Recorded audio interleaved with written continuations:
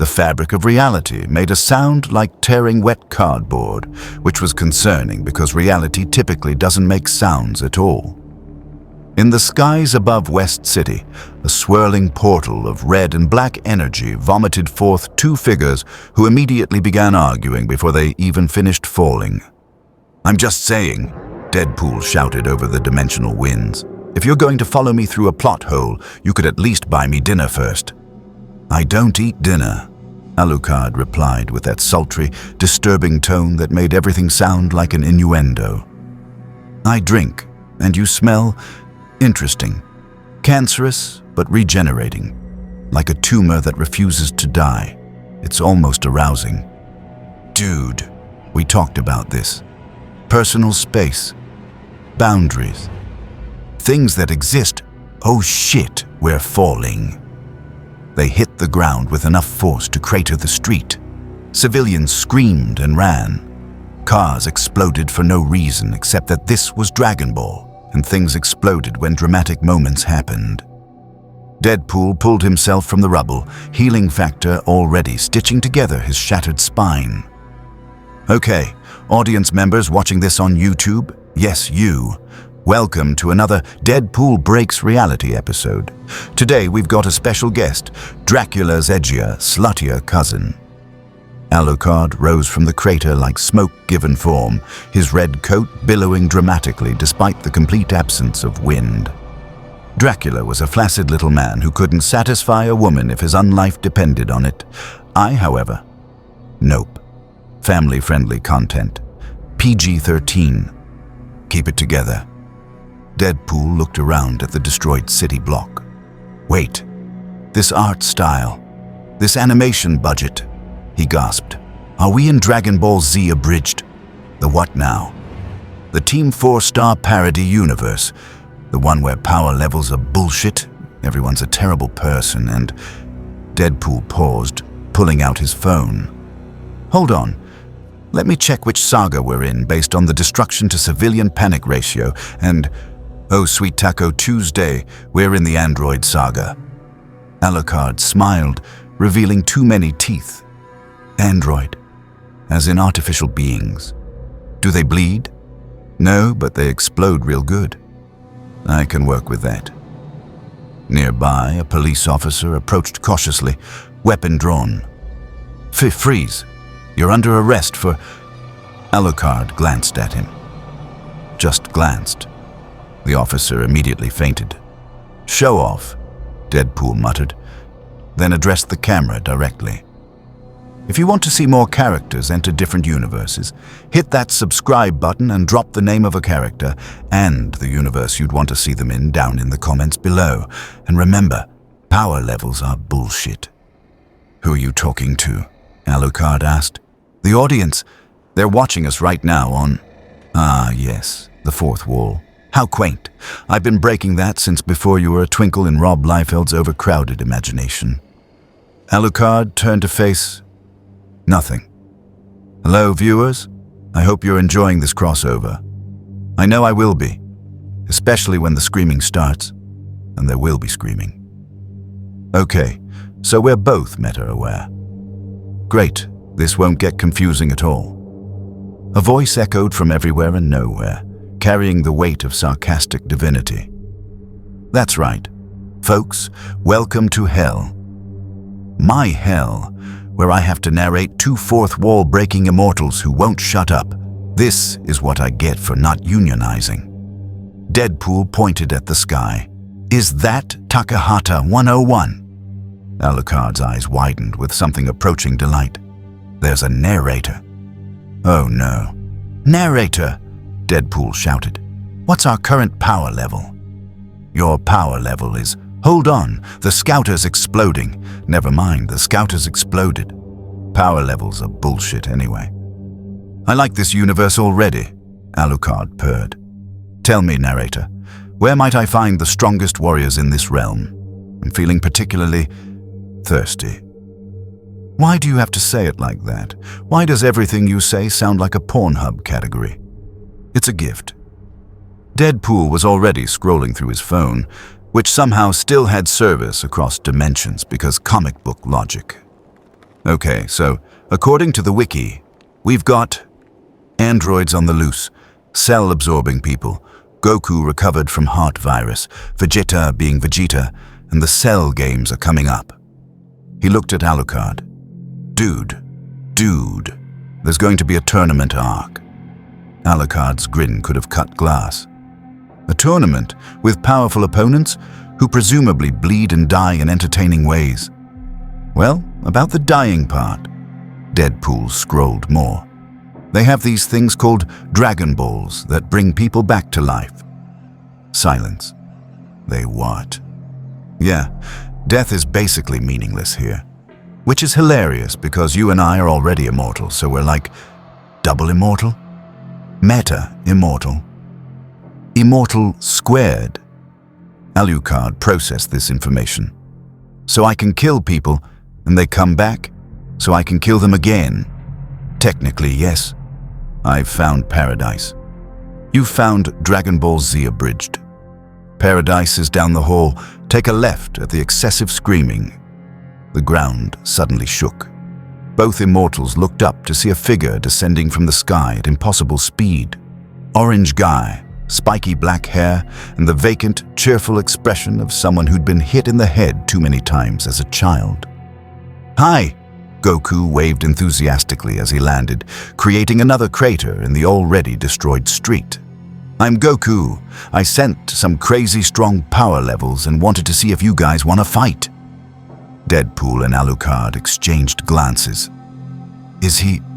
Deadpool started. He is, Alucard finished. An idiot, they said in unison. Yep, Goku confirmed cheerfully. So, you guys strong. You look strong, especially you with the red coat. Are you a vampire? Can I fight a vampire? I've never fought a vampire before. Alucard's smile became something beautiful and terrible. Oh, I like you already. Goku's enthusiasm was the kind of pure, unfiltered joy that could only come from someone who died twice and considered it a minor inconvenience. So, are we fighting, or what? Because I really want to fight. Chi-Chi told me I had to find the androids, but you guys seem way more interesting. Your wife told you to do your job, Deadpool said slowly, and you're ignoring her to fight strangers? Yep.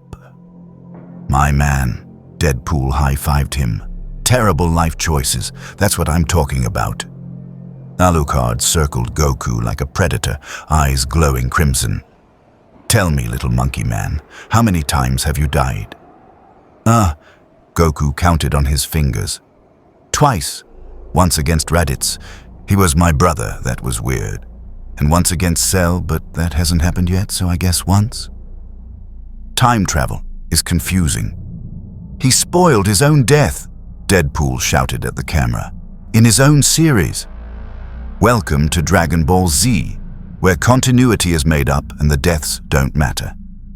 And they brought you back? Alucard pressed. Both times? Well, the second time I stayed dead for a while because I thought Earth was safer without me. But then Boo happened, so you stayed dead to avoid your family. Deadpool was cackling now. Oh my God, you're a terrible father. I mean, Gohan turned out fine. He's got Piccolo. Who's Piccolo? My son's other dad. This conversation is going exactly where I knew it would go, and I hate everything about it. Before anyone could continue this beautiful disaster of a conversation, another figure appeared in a burst of white energy, spiky black hair standing more aggressively vertical than Goku's, arms crossed, face locked in a permanent scowl of princely disdain. Kakarot, Vegeta's voice could have stripped paint. I sensed 2 massive power levels and rushed here to... He stopped, seeing Alucard and Deadpool. His eye twitched. Who the hell are these clowns? Clowns? Deadpool struck a dramatic pose. I'll have you know I'm a highly trained mercenary with... Nobody cares. Vegeta was already pulling out a scouter. Let's see what kind of weaklings we're dealing with. He pressed the button. The scouter immediately exploded in a shower of sparks. Nappa! Vegeta screamed at the sky. What does the scouter say about their power level? Nappa's dead, Vegeta. You killed him years ago. I know that. It's called a callback. I love everything about this place. Alucard breathed. It's like someone made a universe specifically for my entertainment. Deadpool leaned over to whisper conspiratorially to Alucard, despite everyone being able to hear him perfectly. Okay, so the angry short one is Vegeta. Classic Napoleon complex, crippling insecurity, lets villains power up because of pride. He's going to be a problem. I'm not short. I'm average height for a Saiyan. He's 5'5", Deadpool told Alucard. I can hear you. I'm aware. We're like 10 feet apart. The whispering is ironic. Vegeta's hair flickered blonde for a second. Just a flash of Super Saiyan rage. That's it. I don't know who you are, where you came from, or why you're dressed like a gothic prostitute and a Marvel reject, but I'm going to— Wait, Goku interrupted. You said gothic prostitute. Does that mean Alucard's a prostitute? Can I fight a prostitute vampire? That sounds fun. I am not a— Alucard paused. Actually, you know what? I've been called worse, by better people, while I was drinking their blood. The insult loses its sting when you're actively dying, doesn't it? Vegeta looked at Goku, then at the two immortals, then back at Goku. Kakarot, did you already forget we're supposed to be hunting down androids that are going to kill us all? Oh yeah, but these guys are right here, and the androids can wait, right? The androids are actively murdering people. But are they strong people? Goku's logic was airtight in his own mind. Ladies and gentlemen, Son Goku, Father of the Year, every year, forever. A new voice cut through the chaos, calm, green, and radiating the exhaustion of someone who'd been parenting other people's children for too long. Piccolo descended from above, weighted cape billowing dramatically. Goku, Vegeta, what are you idiots doing? We're supposed to be— He spotted Alucard and Deadpool. His eyes narrowed. Who are they, and why do they feel like they don't belong in this universe? Because we don't, Deadpool confirmed. I'm Deadpool. This is Alucard. We're from different fictional properties entirely, and we're here because reality broke. It's a whole thing. Don't worry about it. Piccolo stared. You just told me that. Yep. You're aware you're fictional. Super aware, like painfully aware. Want me to tell you how your series ends? No. Piccolo, Goku, and Vegeta shouted in unison. Deadpool, do not spoil the series. The viewers have seen it, but the characters haven't, and it's rude. Fine, fine. Deadpool turned to Alucard. These guys have no idea how their own show ends. Fascinating. They're fictional characters without genre awareness. Alucard smiled at Piccolo. Tell me, Green Man, are you edible? Are you serious right now? I never joke about eating people. Well, drinking them, it's a whole process. Very erotic. Why is it erotic? Piccolo looked genuinely disturbed. Why is anything erotic? The line between violence and pleasure is— Nope. Piccolo held up a hand. Nope, I don't need to hear this. I already raised one emotionally damaged child. I don't need whatever this is. A small voice piped up from behind Piccolo. Mr. Piccolo, who are these people? Everyone looked down. Gohan, still in his purple jai, maybe 11 years old, traumatized beyond reason, stared up at the immortal duo with confused innocence. Deadpool's voice became uncharacteristically soft. Oh no, there's a child. Is he a warrior child? Alucard asked with interest. He's 11. Piccolo stepped protectively in front of Gohan. And he's been through enough without you two adding to his psychological damage. I've fought entire armies, Gohan protested. You shouldn't have had to, Piccolo shot back. That's the problem. Parenting, Namekian edition. Still better than Goku. Hey, Goku looked offended. I'm a great dad. Everyone stared at him. Gohan, tell them I'm a great dad. Gohan opened his mouth, clearly struggling. Well, That is, Mr. Piccolo raised me while you were dead and... See? Great Dad. That's not what he...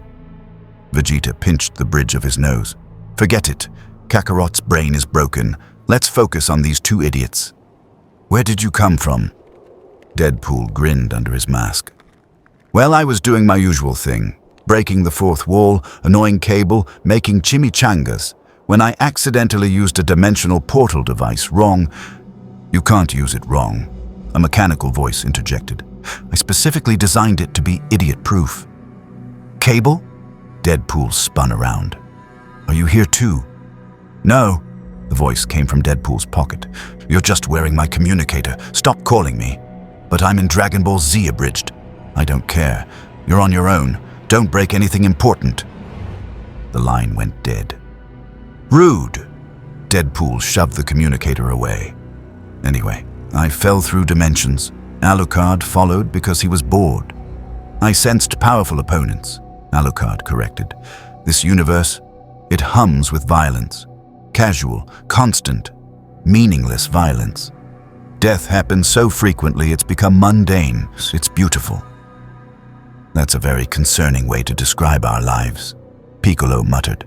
Your lives are concerning. Deadpool gestured wildly. You're all child soldiers with PTSD, daddy issues, and genocidal enemies, and apparently that's just Tuesday for you people. Goku nodded happily. Pretty much, Vegeta smirked. Welcome to Dragon Ball Z, idiots. Either get strong or get dead. But we can't get dead, Deadpool protested. That's our whole thing. Alucard's got millions of souls as extra lives, and I'm literally cursed with immortality by Thanos. Because he was jealous, I was dating death. The concept, not a person named Death. Though also a person named Death. Comics are weird. Silence. Did you just... Piccolo started slowly. Did you just explain your entire backstory unprompted? Exposition is important. Alucard leaned close to Vegeta, voice dropping to that sultry whisper. Tell me, angry prince, when you scream and your hair turns blonde, does it feel good? Because it sounds like it feels good. All that raw power surging through your body. Vegeta's face went through several colors before settling on rage crimson. I'm going to kill you. You can try, multiple thousands of times. I'll enjoy each attempt. And that's how Alucard made his first enemy in under 5 minutes. A new record, even for him. Goku, completely missing the tension, threw an arm around Deadpool's shoulders. Hey, since you guys are immortal, does that mean we can fight forever? That sounds awesome. We should totally train together. Train? Deadpool perked up. Like a training montage, with 80s music and gradually increasing difficulty. I mean, we usually just scream until we get stronger, but sure. Sold. Deadpool looked at the camera. Folks, we're doing a training montage. With Goku. This is the best crossover ever. Alucard sighed dramatically. I suppose if we're going to be in this universe, we should learn its peculiar rules. Though I must say, the casual acceptance of your own mortality fascinates me. You all die, frequently, and yet you continue. Dragon Balls bring us back, Krillin's voice called out. Everyone turned. The short, bald monk floated down to join them, looking exhausted in a way that transcended physical tiredness. Krillin, Goku waved, meet our new friends. They're not our friends, Vegeta growled. They're definitely not our friends, Piccolo agreed. I like them, Goku insisted. Krillin looked at Alucard and Deadpool, then at the destroyed city block, then back at them. So, what's your deal? Are you here to kill us? Because if so, take a number. We've got androids. Cell is probably around somewhere, and Vegeta's pride is going to doom us all eventually. Hey, it's true. Deadpool pointed at Krillin. Okay, I like this guy already. He gets it. What's your name, Short King? Krillin, and I'm not short, I'm average height for a human in this universe? Deadpool finished. Yeah, I've heard that one. How many times have you died? Krillin's face went carefully blank. I don't like to think about it. Current Krillin owned count, 27. Current Krillin death count, 3. Both numbers will increase before this story ends. 3 times. Alucard's eyes lit up. You've died 3 times and you're still here. Still fighting? Most humans I know die once and that's the end of it. You're like a phoenix made of terrible life decisions and trauma. Thanks, I think, Deadpool gasped. Wait, you've died multiple times. I've died multiple times. We're death buddies. He pulled Krillin into an aggressive hug. We should form a support group. People who should be dead, but comics won't let us. First meeting is at 7. I'll bring chimichangas. I don't know what those are. What? The situation had devolved from first contact to barely controlled chaos in record time, which was impressive even by Dragon Ball standards. Goku was bouncing on his heels with barely contained excitement. Vegeta looked ready to murder everyone on principle. Piccolo had the expression of someone deeply regretting every life choice that led to this moment, and Gohan was trying to make himself invisible behind his surrogate father's cape. Okay, so let me get this straight, Krillin said, extracting himself from Deadpool's enthusiastic embrace. You two are from completely different universes. You're both immortal, you're both aware you're fictional, and you just showed up during the android saga? Essentially, Deadpool confirmed. Though to be fair, I tried to aim for the beach episode. Every anime has a beach episode. Where's your beach episode? We don't have one, Piccolo said flatly. You don't have a beach episode? What kind of anime are you? The kind where everyone dies repeatedly and child soldiers save the universe, Gohan offered helpfully. Gohan, don't say it like that. Piccolo looked pained. You make it sound worse than it is. But it is that bad, Mr. Piccolo. I know, but you don't have to advertise it. Alucard had been quietly observing the group dynamics, his ancient predator brain cataloging weaknesses, strengths, and potential entertainment value. So you're all warriors, fighting to protect this planet from, what was it, androids? Artificial humans created by Dr. Gero to kill Goku specifically, Krillin explained. Because Goku destroyed the Red Ribbon Army years ago. I destroyed them because they were evil, Goku protested. You destroyed them because they got between you and dinner, Vegeta corrected. They were evil and between me and dinner. This is fascinating, Alucard purred. So these androids, they're machines. Do machines bleed? No, but some of them are bioorganic, so... Krillin stopped. Why do you keep asking if things bleed? Because I'm a vampire. I drink blood. It's literally my entire aesthetic. That's surprisingly straightforward. I've lived for 500 years. I'm past being coy about it. Though I do enjoy being coy about other things. Alucard's gaze drifted to Goku. Tell me, Monkey Man, your Saiyan blood, does it taste different when you transform? Everyone stared. Dude, Deadpool stage whispered. You can't just ask people if they taste different when they transform. Why not? It's weird. And you're not weird. I'm appropriately weird. You're concerning weird. There's a difference, apparently. I'm not sure what it is, but according to them, there's a difference. Goku, bless his simple heart, just looked confused. I mean, I never tasted my own blood before. When I get hurt, I usually just get a senzu bean. Want me to cut myself so you can try? Goku, no! Piccolo practically leaped between them. Do not let the vampire drink your blood. Why not? I'm curious now. Because he'll probably absorb your soul or something. Alucard considered this. Actually, I only absorb the souls of those I kill while drinking. If I just take a sip, you'd be fine. Light-headed, perhaps. Aroused? Certainly. How does that keep happening? Vegeta exploded. How do you make everything sexual? Centuries of practice. Deadpool pulled out a notepad. Okay, taking notes here. Universe rules.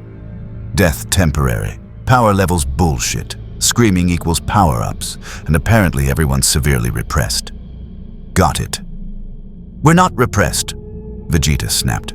Buddy, you and Goku have so much sexual tension you could power a city. We're rivals. That's what makes it hot. I'm going to kill you. You'll have to get in line. Deadpool pointed at the sky. Mr. Narrator, what's the current waiting time for people who want to kill me?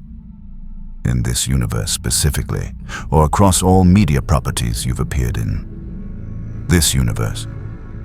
Approximately 47 minutes. Vegeta's ahead of you on wanting to kill Goku, and there's a bio-android absorbing people who takes priority. 47 minutes, I can work with that. Deadpool turned to Alucard. All right, so, game plan. We've got 47 minutes until someone actively tries to kill us. What do you want to do? Find the strongest warrior and fight them until one of us gets bored.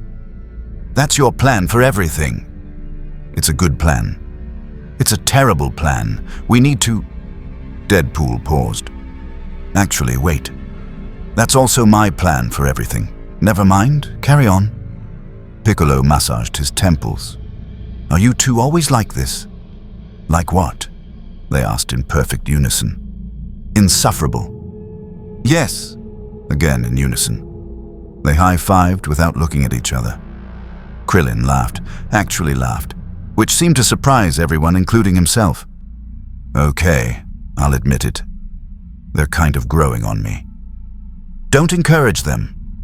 Vegeta was slowly reaching critical mass. His power level was rising purely from frustration, which was very on brand for him. Goku, who'd been uncharacteristically quiet for almost 30 seconds, suddenly perked up.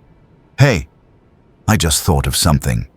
If you guys are immortal, that means we can fight at full power without worrying about killing you. That's awesome. Alucard's grin could have cut diamonds. Now you're speaking my language. No. Piccolo stepped forward. Absolutely not. We are not doing this right now. We have actual problems to deal with. The androids are still out there. Cell is presumably hunting them to absorb them and become perfect, and... A voice echoed across the destroyed city block, dripping with theatrical menace and inappropriate cheer. Did someone say, perfect? Everyone froze. Oh no, Krillin whispered. Oh yes, Deadpool whispered back. From the shadows between buildings, something emerged. Green biomechanical armor, insectoid features, a tail twitching with predatory anticipation, and a voice that sounded like it learned English from musical theater and serial killers. Cell stepped into view, wings spreading dramatically despite the complete lack of functional purpose for the gesture. Hello, fighters of Earth. I was just in the neighborhood, absorbing some humans to increase my power, when I sensed some absolutely fascinating new energy signatures. His orange eyes fixed on Alucard and Deadpool. And who might you two delicious specimens be? Did he just call us delicious? Deadpool asked. I believe he did, Alucard replied. Is that a flirt or a threat? With me, it's both. With him. Alucard studied Cell with interest. I genuinely can't tell. Cell laughed, that unsettling, too smooth laugh that made it clear he'd practiced it in a mirror. Oh, I like you two. Such unusual energy. Not quite key, not quite anything I've absorbed before. Tell me. He took a step closer. What would happen if I absorbed immortal beings? Would I become immortally perfect? You want to absorb us? Alucard's voice dropped an octave, becoming something dark and ancient. How delightfully presumptuous. Deadpool raised a hand. Quick question for the bio-android. Can you even absorb us? Because I'm pretty sure my healing factor would just regenerate me out of your body, and Alucard's got like 1,000,000 souls that would probably give you the worst indigestion. Cell paused, genuinely considering this. That is a fascinating question. I suppose there's only one way to find out. His tail suddenly shot forward like a striking snake. What happened next occurred in less than a second, but felt like an eternity. Alucard phased through the attack, becoming shadow and mist, reforming behind Cell with both guns drawn. Kazul and Jackal aimed at the bio-android's head. Deadpool drew his katanas, moving with the practiced grace of someone who'd been stabbed so many times he'd learned to predict stabbing patterns. Goku's eyes lit up with pure, undiluted joy. Vegeta looked offended that someone was fighting someone else without asking his permission first. Piccolo grabbed Gohan and backed up approximately 50 feet. Krillin sighed the sigh of someone who knew he was about to get owned again. "Oh, come on," Krillin shouted at the sky. "I didn't even do anything yet." Krillin owned count 28. Preemptive owned. It's worse than regular owned. Cell looked at the two guns pressed against his skull, then at the katanas positioned to disembowel him, then back at his tail, which was currently stabbing through empty air. "Well, this is new.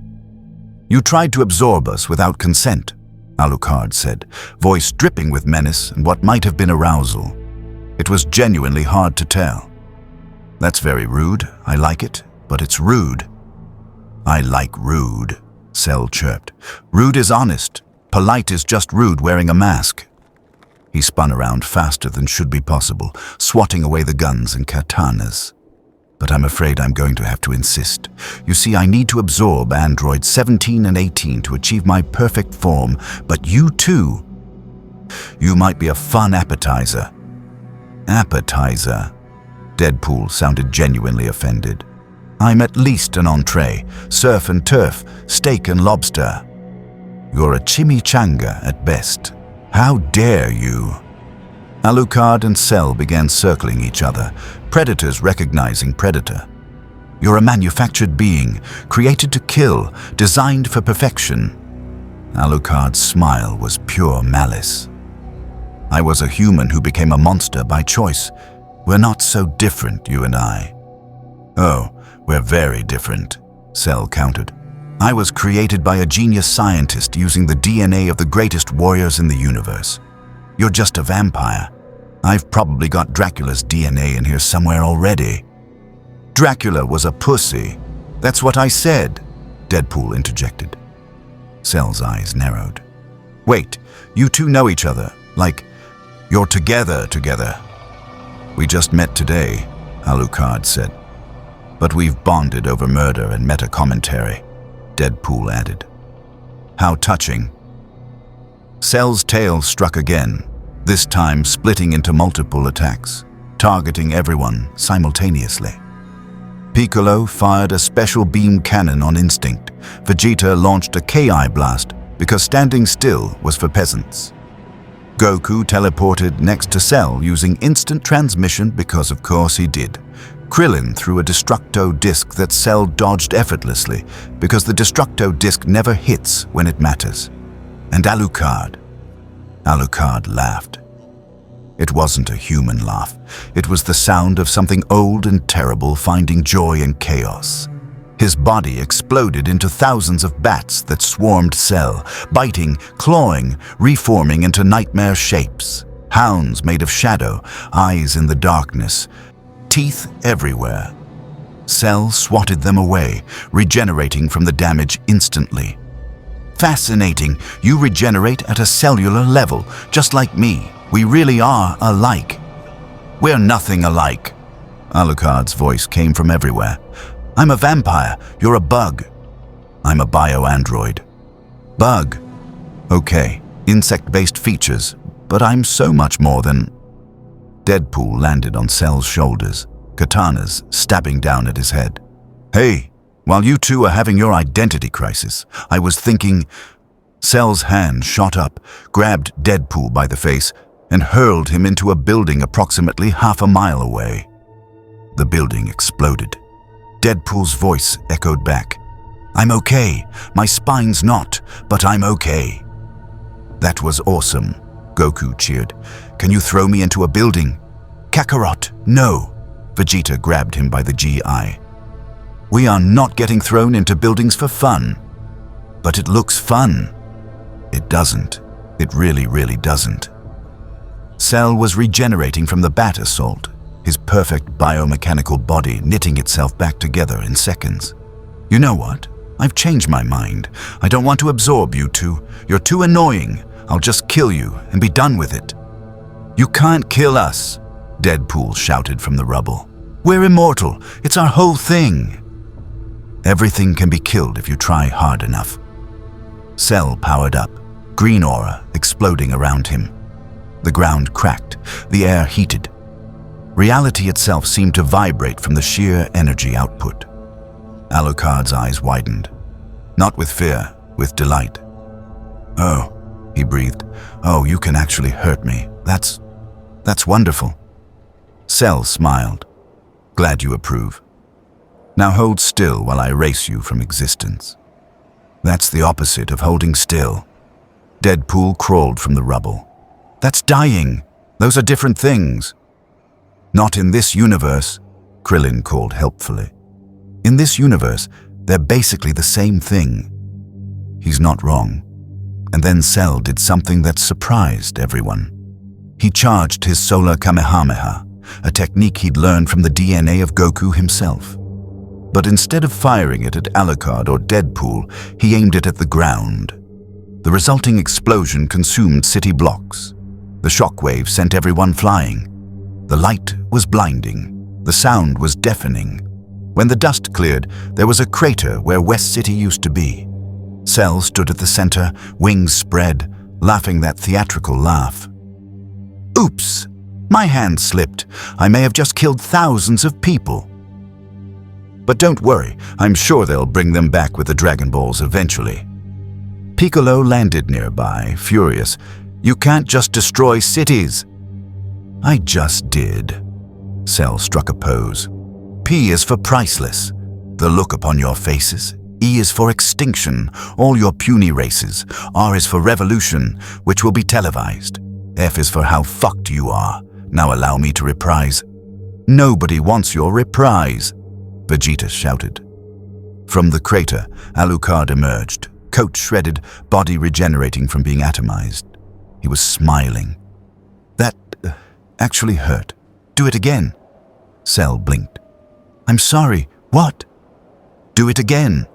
Alucard's voice was ecstatic. "I haven't felt pain like that in decades. It was exquisite. More, give me more." Everyone stared. "Is he?" Goku started. "A masochist," Deadpool finished, also regenerating from the blast. "Oh yeah. Super masochist. Like, clinically, it's canon." "I'm not a masochist," Alucard protested. "I simply enjoy a good fight. And pain is part of fighting. And if the pain is particularly intense, well, that just means the fight is particularly good. And if I happen to find it arousing—" "Stop talking!" everyone shouted in unison. Cell slowly lowered his hand. "I just destroyed an entire city, killed thousands of people, and your response is to ask me to do it again?" "Yes, that's my thing. That's my shtick. You can't just steal my shtick." "I'm not stealing it. I'm appreciating it. There's a difference." "There really isn't." Deadpool limped over, healing factor working overtime. "Okay, so here's where we're at. Cell wants to absorb androids to become perfect. Alucard wants to be hurt by Cell because he's got issues. Goku wants to fight everyone. Vegeta's angry about existing. Piccolo's trying to parent responsibly in an impossible situation. And I just wanted chimichanga. Does that about sum it up?" "Pretty much," Krillin confirmed. "Great. Love it. This is my life now." Deadpool looked at Cell. "So, big guy, what's your endgame here? Absorb the androids, become perfect, then what? Tournament arc?" Cell's eyes lit up. "How did you know about the tournament?" "Because I've seen the series. You announced the Cell Games, 10 days, martial arts tournament, fight the world. It's very dramatic. You even have a TV broadcast." Cell deflated slightly. You spoiled my own plan. To my face. before I even announced it. Sorry. No, you're not. You're right, I'm not. The awkward silence that followed was broken only by distant sirens, collapsing buildings, and Goku asking if anyone had a senzu bean because he was getting hungry. Cell processed the spoiler for exactly 3 seconds before his face twisted into something between rage and theatrical betrayal. You know about my perfect tournament, my beautiful dramatic Cell games, the culmination of my entire existence. Yep, Deadpool confirmed cheerfully. It's a whole arc, very popular, great fights. You've got a theme song and everything. I have a theme song? Well, no, but you should. That's kind of an oversight on Team 4 Star's part, honestly. Cell stood there, wings drooping. This is the worst day of my life, and I was born in a basement, so that's saying something. Alucard, fully regenerated now, circled the depressed bio-android like a shark. So your grand plan is to hold a tournament. How quaint, how theatrical. I approve. You do? Cell perked up slightly. Absolutely. Nothing says I'm the apex predator like forcing your enemies to fight you one at a time while the world watches. It's the ultimate power move. Alucard's grin was sharp. I once did something similar in World War II, with Nazis and a Zeppelin. There was significantly more blood, but the principle is the same. You fought in World War II? Gohan asked quietly. I fought everyone in World War II, both sides. Neither appreciated it. Alucard's kill count during World War II. Yes, just yes. All of it. Krillin had been slowly backing toward the edge of the crater, calculating his chances of escaping unnoticed. Those chances dropped to 0 when Deadpool appeared directly behind him in a puff of teleporter smoke. Where do you think you're going, Death Buddy? Away from here, Krillin yelped. I've been in enough life-threatening situations today. But it's only been like 20 minutes. Exactly. I'm trying to break my record for longest period without being owned. Current record is 42 minutes. That's sad, man. That's really sad. I know. Vegeta had been unusually quiet, which was never a good sign. His fists were clenched, his jaw was tight, and his entire body radiated the kind of barely contained rage that preceded either a brilliant victory or a catastrophically stupid decision. Kakarot, Vegeta said slowly. These 2 idiots are immortal, correct? That's what they said, Goku replied. And this bio-android insect claims he'll become perfect if he absorbs the androids. Yep. And neither of these clowns can actually die. Seems like it. Vegeta's smile was terrifying. Excellent. Then I can kill them as many times as I want without consequence. That's not what immortality is for, Deadpool protested. Isn't it, though? Vegeta's hand crackled with Kai energy. I mean, what else would you use it for? Living a long, meaningful life? Building relationships? Personal growth? He spat the words like curses. Or would you use it to fight increasingly dangerous opponents until something finally manages to end you? Alucard slow clapped. I like this one. He understands. Don't encourage him. Piccolo grabbed Vegeta's arm. We are not fighting the immortal murder vampires right now. We have priorities. The priorities can wait. The priorities are literally destroying the planet. Then they can destroy it faster so I can get to the fighting. Vegeta's sense of priority, non-existent. Vegeta's sense of pride, literally killing everyone. Vegeta's chance of making good decisions, 0%. Cell, who'd been having what appeared to be an existential crisis in the background, suddenly snapped back to attention. Wait. I just realized something. He pointed at Deadpool. You said you've seen the series. You know what happens? Yep. Do I win? Everyone froze.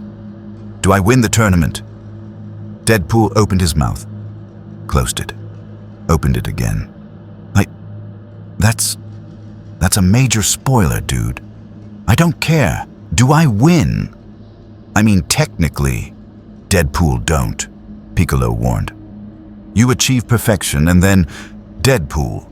Gohan goes Super Saiyan 2 and stop talking. You technically die, but then come back and then die again. Cell's scream could have shattered glass. I die, twice. It's very dramatic. I don't care if it's dramatic. I die. Cell grabbed his head, having a complete breakdown. But I'm perfect, or I will be perfect. How can perfection die? Imperfectly, Alucard offered helpfully. Cell's tail lashed out on instinct, stabbing through Alucard's chest. The vampire looked down at the tail piercing his heart, then back up at Cell, completely unfazed. That's new, Alucard commented. Cell pulled his tail out. The hole regenerated instantly. What are you made of? Mostly blood, spite, and sexual frustration. The usual vampire things. Goku had been watching all of this with the expression of a child at a particularly entertaining circus. This is the best day ever. We've got new fighters, Cell's having a breakdown, and nobody's tried to make me be responsible yet. Yet being the operative word. A shrill voice cut through the chaos. Everyone turned. Chi-Chi stood at the edge of the crater, frying pan in hand, face radiating the kind of fury that made Super Saiyan rage look like mild annoyance. Goku, her voice could have leveled mountains. You were supposed to be finding the androids. I did. Well, I found something. These guys are... I don't care what they are. You're supposed to be saving the world, not making friends. I can do both. You really can't. Deadpool leaned toward Krillin. Is she always like this? You have no idea, Krillin whispered back. She once threw a frying pan so hard it dented Goku's skull. And he's Goku. That's actually impressive. It's terrifying. Chi-Chi marched down into the crater, completely ignoring Cell, Alucard, Vegeta, and everyone else who could atomize her with a thought. And another thing, Gohan has studying to do. He can't be out here fighting bioandroids and vampires and... She stopped, finally noticing Alucard. What are you supposed to be? Alucard smiled his most unsettling smile. I'm a vampire, madam. A creature of the night. An immortal predator who feeds on... Are you a threat to my son? What? Are you a threat to my son? Alucard looked at Gohan, who was trying to hide behind Piccolo again, then back at Chi-Chi, then at her frying pan. Some ancient survival instinct, older than his vampirism, older than his humanity, recognized the danger. No, ma'am. Good. Chi-Chi turned to Goku. You, home. Now, we're having a discussion about your priorities. But Chi-Chi, now. Goku looked at the assembled fighters, then at his wife, then back at the fighters. Sorry guys, I gotta go. But hey, he brightened up. You should come by later. We can train. It'll be fun. Goku, stop inviting people over. But they're strong and fun, and one of them's a vampire. I don't care if he's Dracula himself. Dracula was a pussy, Alucard called out helpfully. Chi-Chi's eye twitched. What did you just say? I said Dracula was... Alucard paused, reading the room. A very respectable vampire, who I should not disrespect in front of angry housewives wielding kitchen implements. Damn right.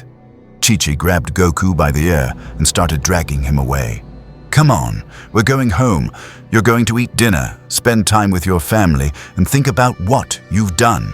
But I didn't do anything. Exactly. They vanished over the crater's edge, Goku's protests fading into the distance. Silence. I think I'm in love, Deadpool breathed. With who? Krillin asked. Her. She just faced down a vampire, a bioandroid, and multiple Super Saiyans with just a frying pan and righteous fury. That's incredible. She's married, Vegeta said flatly. I know, that makes it hotter. Please stop talking. Cell had collapsed into a sitting position, head in his hands. I die twice. My entire existence is to become perfect, fight the world, and then I die. Twice. If it helps, Deadpool offered. You're really popular in the fandom, like top 3 villain, maybe top 5, definitely top 10. I don't care about being popular, I care about being perfect, but you can be both. It's not the same. Alucard sat down next to Cell, which was surreal for everyone watching. You know, I've been alive for 500 years. I've seen empires rise and fall. I've watched humans achieve greatness and commit atrocities. And do you know what I've learned? Cell looked up. What? Nothing is perfect. Perfection is a lie we tell ourselves to justify our existence. The struggle toward perfection, that's what matters. The fight, the pain, the inevitable, glorious failure. Alucard's eyes gleamed. So yes, you die. Twice. But before that, you'll be perfect, and you'll make the entire world acknowledge it. Isn't that worth dying for? Cell processed this. That's actually kind of profound. I have my moments, usually between the murder and the inappropriate comments. I'm noticing a pattern. Vegeta looked disgusted. Are you two bonding over philosophy? We're bonding over existential dread and the inevitability of failure, Alucard corrected. There's a difference. There really isn't. Piccolo, who'd been the voice of reason for too long, finally snapped. All right, everyone, here's what's going to happen. Cell, you're going to go absorb your androids or whatever. Alucard and Deadpool, you're going to, I don't know, train with us or something. Vegeta, you're going to not let Cell become perfect. No promises, Vegeta interjected. And Krillin, you're going to try very hard not to die. That's all I ever do, Krillin protested. Krillin owned Count, still 28. He's doing well today. For him. And what about you, Mr. Piccolo? Gohan asked. Piccolo looked at his adopted son, traumatized, too young to be this powerful, forced into battles that should have been fought by adults. I'm going to make sure you survive this, because someone has to actually parent around here. Goku tries, Deadpool defended. Goku left his son to fight a genocide android alone. Okay, yeah, that's fair. Cell stood up, dusting off his bioorganic armor. Well, this has been therapeutic, in a weird existential crisis kind of way. But I should probably get back to my evil plan. He spread his wings. Androids to absorb, perfection to achieve, tournament to announce, death to experience twice, apparently. He paused. You guys are still coming to the Cell games, right? Absolutely, Deadpool confirmed. Wouldn't miss it. It's like the event of the season. Wonderful. I'll see you there. Try not to die before then. Cell paused. Wait, you're immortal. Never mind. Try not to be more annoying before then. No promises. Cell flew off, leaving a crater inside the existing crater, which was just excessive. Vegeta immediately turned to Alucard. All right, Vampire. You said you want a good fight. I'm the prince of all Saiyans. I'll give you a fight. Right now? Alucard asked. Right now. Can I watch? Deadpool asked. No. I'm gonna watch anyway.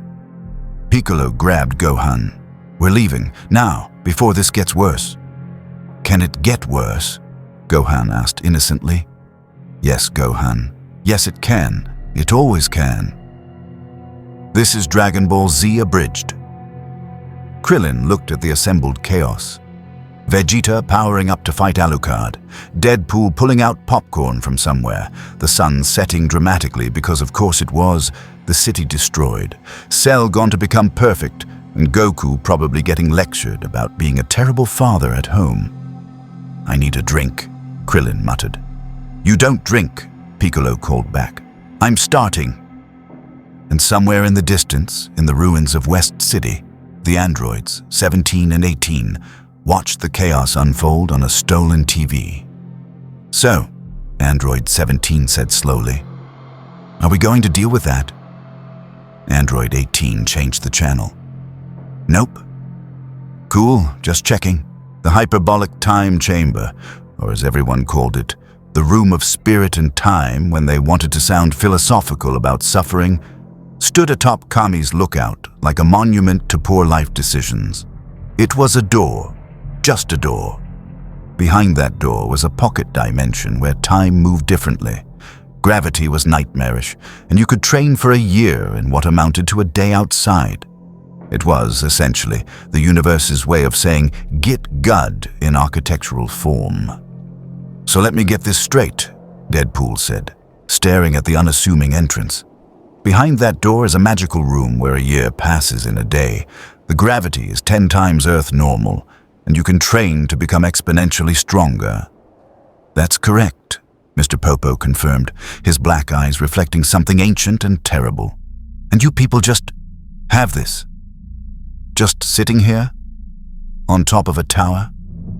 "Yep. That's the most anime thing I've ever heard, and I've been to anime dimensions." It had been approximately 6 hours since Cell had flown off to absorb androids. In that time, several things had happened. Vegeta had fought Alucard for 3 hours straight. Neither could actually kill the other. Vegeta kept vaporizing Alucard, who kept regenerating. Alucard kept impaling Vegeta, who kept Zenkai boosting back stronger. They were both exhausted and weirdly respectful of each other now. Deadpool had befriended Yamcha, who was extremely grateful that someone else was now the butt of jokes. Krillin's owned count had increased to 32 after a series of unfortunate events involving Deadpool's teleporter, a flock of birds, and a misunderstanding about senzu beans. Piccolo had given up on maintaining order and was now just trying to keep Gohan away from the chaos. And Goku had escaped from Chi-Chi and immediately suggested everyone train in the hyperbolic time chamber, because of course he did. "Kakarot," Vegeta wheezed, still regenerating from being turned into a fine red mist. "I hate to admit this, but the vampire has a point. We need more power." "I always have a point," Alucard said, reforming from a pile of blood. "Usually several, pointy ones, that I stab people with. Why is everything you say disturbing?" "It's a gift." Goku, who looked completely fine despite having sparred with both of them, bounced excitedly. "So, who wants to go in first? We can only send 2 people at a time, and there's a bunch of us, so—" "I'll go," Vegeta said immediately. "And I'm taking the vampire." Everyone stared. "You want to be locked in a room with Alucard for a year?" Piccolo asked slowly. "He's the only one here who can't die permanently," Vegeta reasoned. "Which means I can train at full power without worrying about killing my sparring partner. It's logical." "It's insane." "Same thing." Alucard smiled that deeply unsettling smile. "A year alone with the angry prince. How intimate. Tell me, Vegeta, will we be sharing sleeping quarters?" Vegeta's eye twitched. "There are no sleeping quarters. It's a white void where you fight until you collapse and then you wake up and fight more. So foreplay then. I'm going to kill you so many times." Promises, promises. This is either the best training idea ever or the worst decision in Dragon Ball history. Placing bets now. Mr. Popo opened the door to the hyperbolic time chamber. Beyond it was white. Just white. Infinite white in all directions, broken only by a small building in the distance that served as living quarters. "Rules," Mr. Popo intoned in that voice that suggested he'd seen the heat death of multiple universes and found it mildly amusing. "No breaking the room, no breaking the door, no breaking each other too much. You have food, water, and your own crushing existential dread for company." "Sounds perfect," Vegeta said. "Sounds erotic," Alucard added. "Why?" Vegeta stopped himself. "You know what? Fine. A year of this. I can handle a year of this." He stepped toward the door, then paused. "Vampire, if you make one inappropriate comment per hour, just one, I'll consider not killing you during our breaks." "1 per hour? That's restrictive. I usually do 3 per minute." "1 per hour." Fine, I'll ration them. Make each one count. Really emphasize the innuendo. Draw it out. Let it build tension. Get in the room. They stepped through the door together. It closed behind them with an ominous click that somehow sounded like cosmic laughter. Silence. So, Krillin said eventually. They're going to kill each other, right? Probably, Piccolo confirmed. But they can't die, so they'll just kill each other over and over for a year? Yep, that's... Krillin paused. Actually, that's the most functional relationship either of them has ever had. He's not wrong. Deadpool turned to Goku. All right, Orange Gi. Since those two are having couples therapy in the Hell Dimension, who's next? Well, I was thinking me and Gohan should go. No. Piccolo stepped between them. Absolutely not. Gohan has been training non-stop since he was 4. He needs a break. But Mr. Piccolo, I want to... You want to be a scholar. You've told me you want to be a scholar. I'm not letting Goku ruin that. Goku looked genuinely confused. How is training together ruining anything? Because you'll die fighting Cell and leave him to do it alone. Everyone froze. Piccolo! Gohan gasped. Goku started. I would never... Piccolo's expression was stone. You died against Raditz. You died against Cell. Or you will die against Cell based on what Deadpool spoiled. Every time there's a major threat, you die or you leave. And Gohan picks up the pieces. The silence was deafening. Deadpool slowly raised a hand.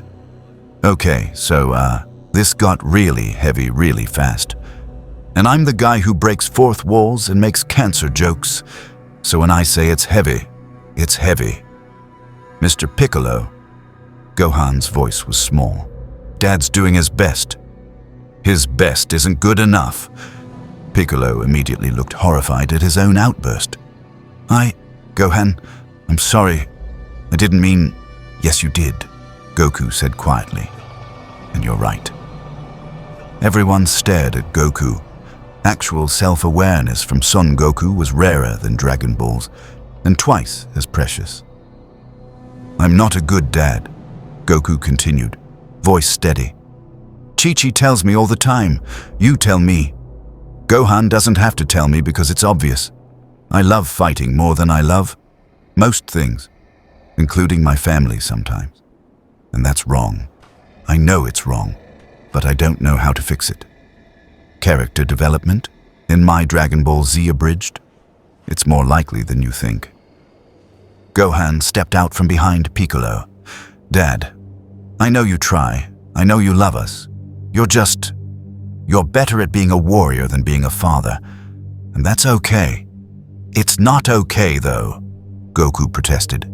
You shouldn't have to fight. You should be studying and being a kid but I'm not a normal kid anymore. I fought Raditz when I was 4. I fought on Namek when I was 5. I've seen people die. I've killed people. Gohan's voice cracked. I can't go back to normal. None of us can. Deadpool looked at the camera. Folks, I know you came here for comedy and crossover chaos, but we're having a real family therapy moment, and honestly, it's kind of beautiful. Heartbreaking, but beautiful. Can you not commentate our emotional breakdown? Piccolo snapped. It's how I cope. Mr. Popo appeared between them like he'd always been there. The boy's right. None of you are normal. The monkey died twice. The green one is a reformed demon king. The small one dies as a hobby. The prince has murdered entire civilizations, and the child has more blood on his hands than any child should. His eyes somehow got darker.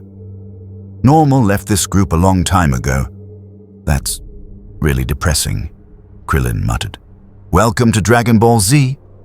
Goku looked at his son, really looked at him, saw the trauma, the exhaustion, the resigned acceptance that he'd have to save the world because the adults couldn't or wouldn't. Gohan, you want to train with me? Gohan hesitated. Yes? Then we'll train. But not for fighting, not just for fighting. We'll train because I want to spend time with you, as your dad. Even if I'm bad at it. Piccolo wiped something from his eye. damn dust in the lookout. There's no dust here, Mr. Popo observed. There's dust if I say there's dust. Deadpool pulled out a tissue. This is the most emotionally mature conversation I've seen in any shonen anime, and it's happening in the parody version. Does that mean we're going in the chamber? Gohan asked. Goku nodded. Yeah, you and me. A year together. We'll train, but we'll also talk, I think. Is that what fathers and sons do? Usually, everyone shouted. Okay, we'll do that then. Before they could enter, the door to the hyperbolic time chamber exploded outward in a shower of wood and cosmic energy. Vegeta and Alucard stumbled out, both looking significantly more powerful and significantly more exhausted. How? Mr. Popo stared. You've only been in there 6 minutes. It's been a year, Vegeta gasped. Time is weird in there. Alucard confirmed, regenerating from what looked like getting hit by several final flashes. Also, we broke the door. Sorry. You broke the door? In our defense, Vegeta said. He wouldn't stop making sex jokes.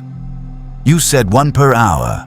I said 1 per hour, starting in the 2nd hour. I made no promises about the 1st hour. You, Vegeta powered up, hair flickering blonde. You absolute Vegeta! Piccolo grabbed him. You just spent a year fighting him. Take a break. He made 364 sex jokes. I counted. 1 for every day except the last one where he made 12 because he was saving up. Alucard smiled innocently. I was rationing. You were being insufferable. Tomato. Tomato.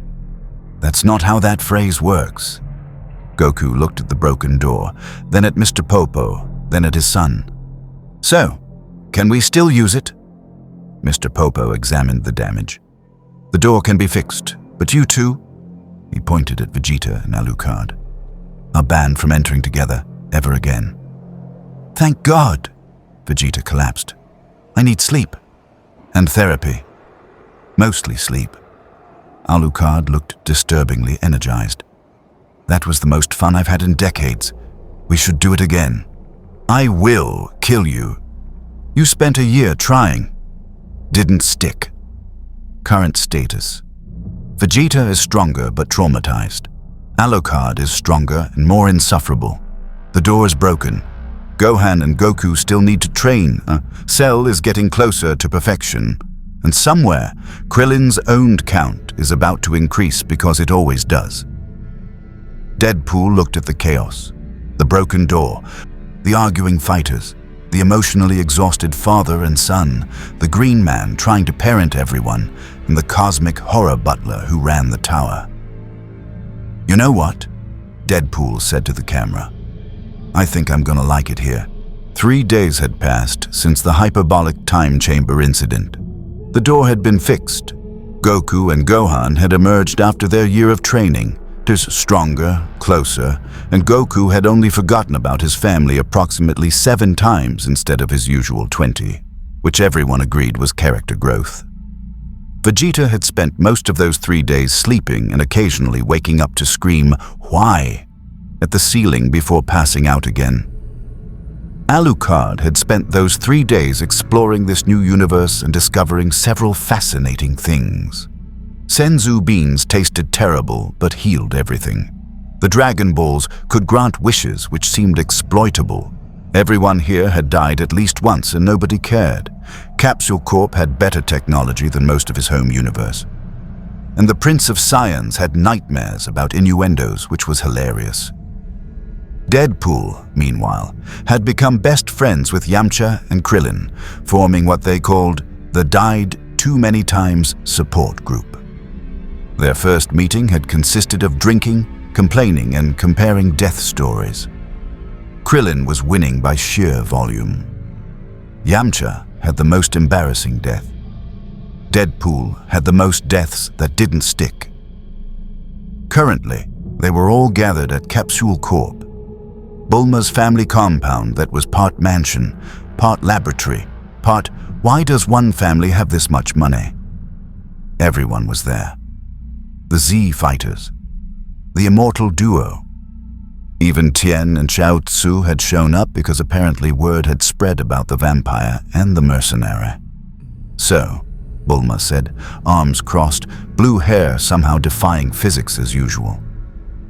"You're telling me that you two," she pointed at Alucard and Deadpool, "broke through dimensional barriers and ended up here?"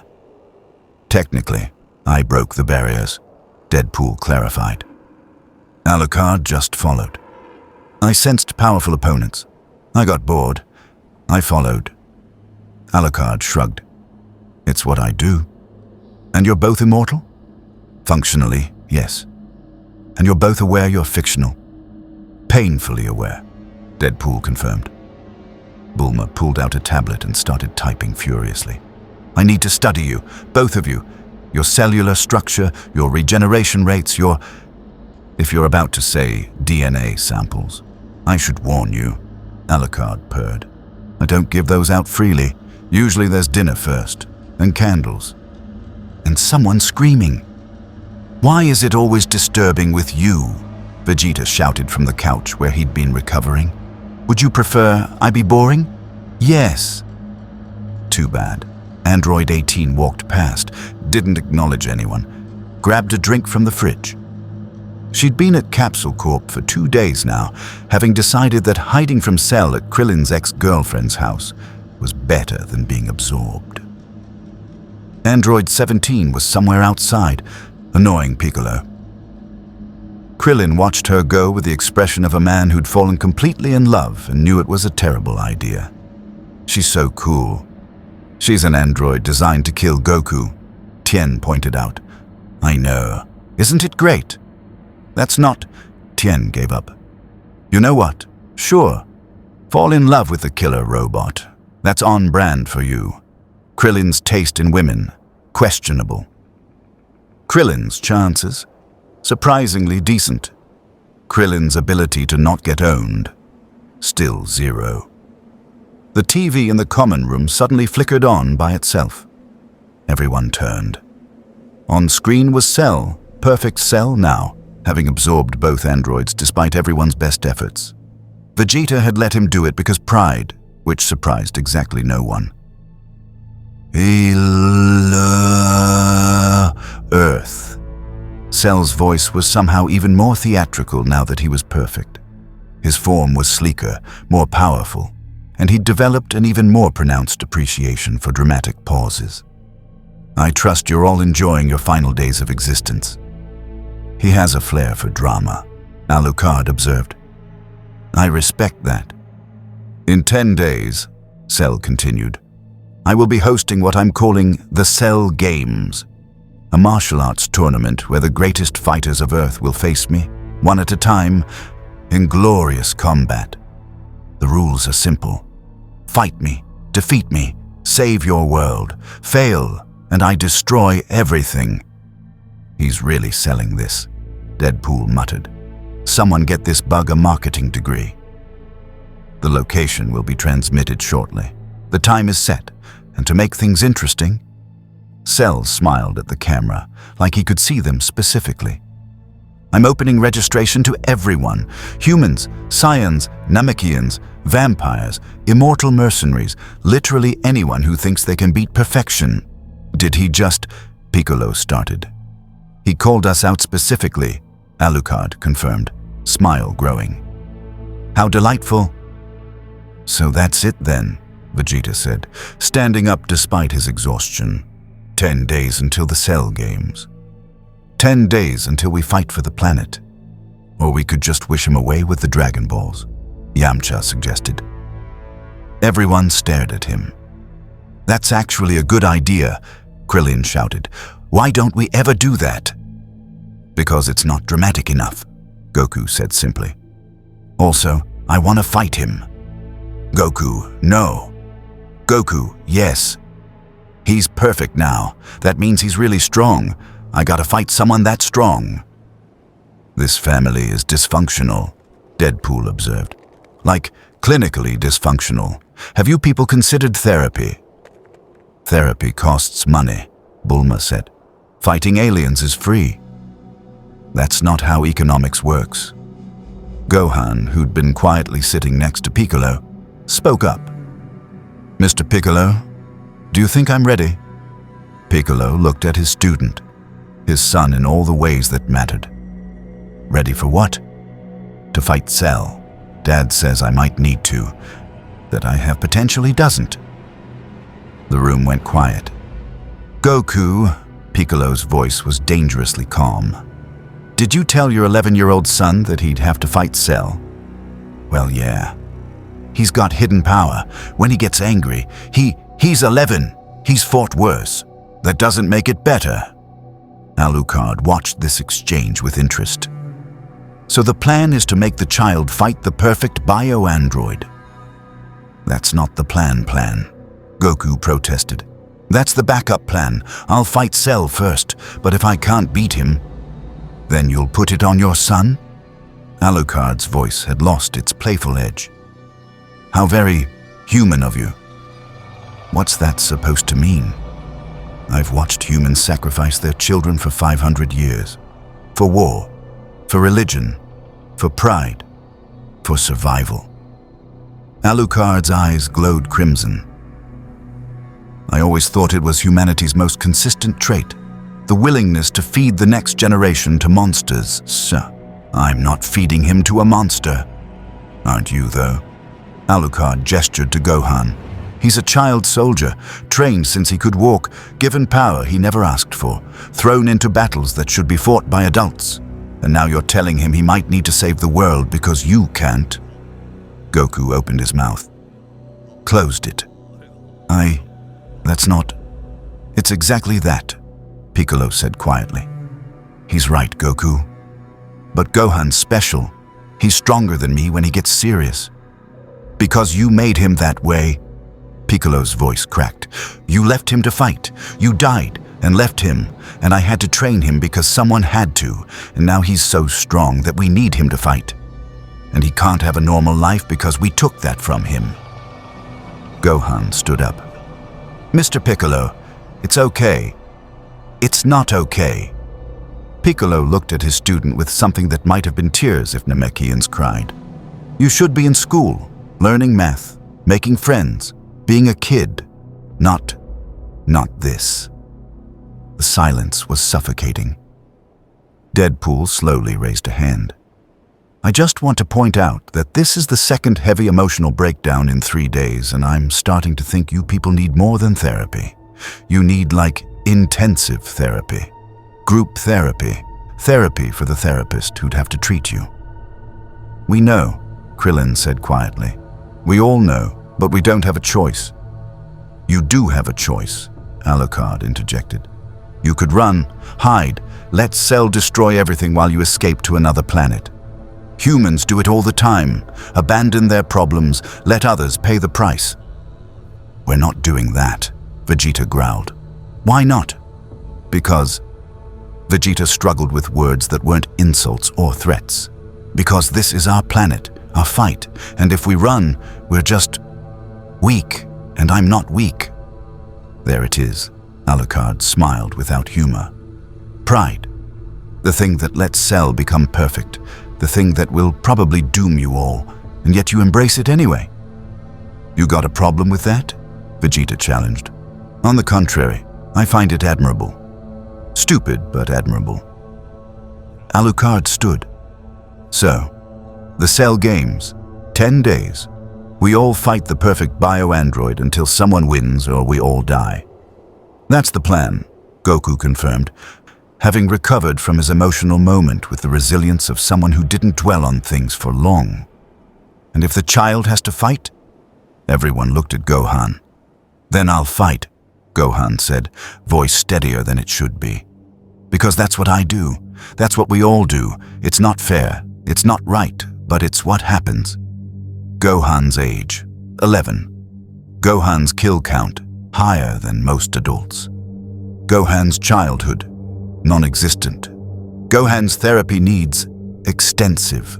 Gohan's chances of getting therapy, 0. Bulma broke the tension by throwing a capsule into the air. It exploded into a holographic display showing a barren wasteland. Cell transmitted the coordinates. The Cell Games will be held here, middle of nowhere. Nothing to destroy except rocks and our hopes and dreams. Dramatic, Deadpool approved. He learned from the best.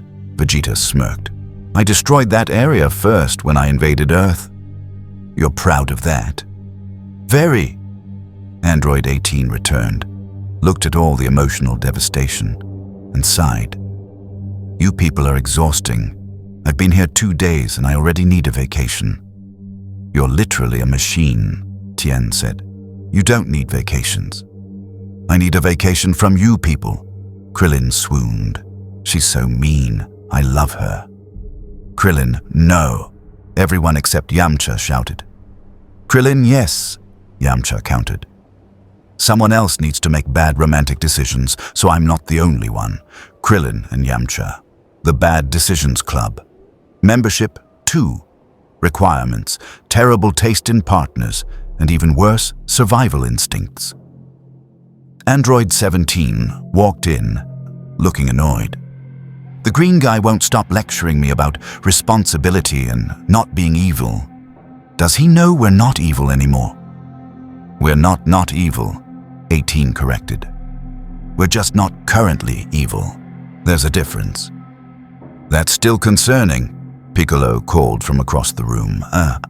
Cell's broadcast continued in the background, now showing highlights of his power, destroying mountains, obliterating islands, doing Kai blasts that looked suspiciously like the techniques of every Z fighter combined because he literally had their DNA.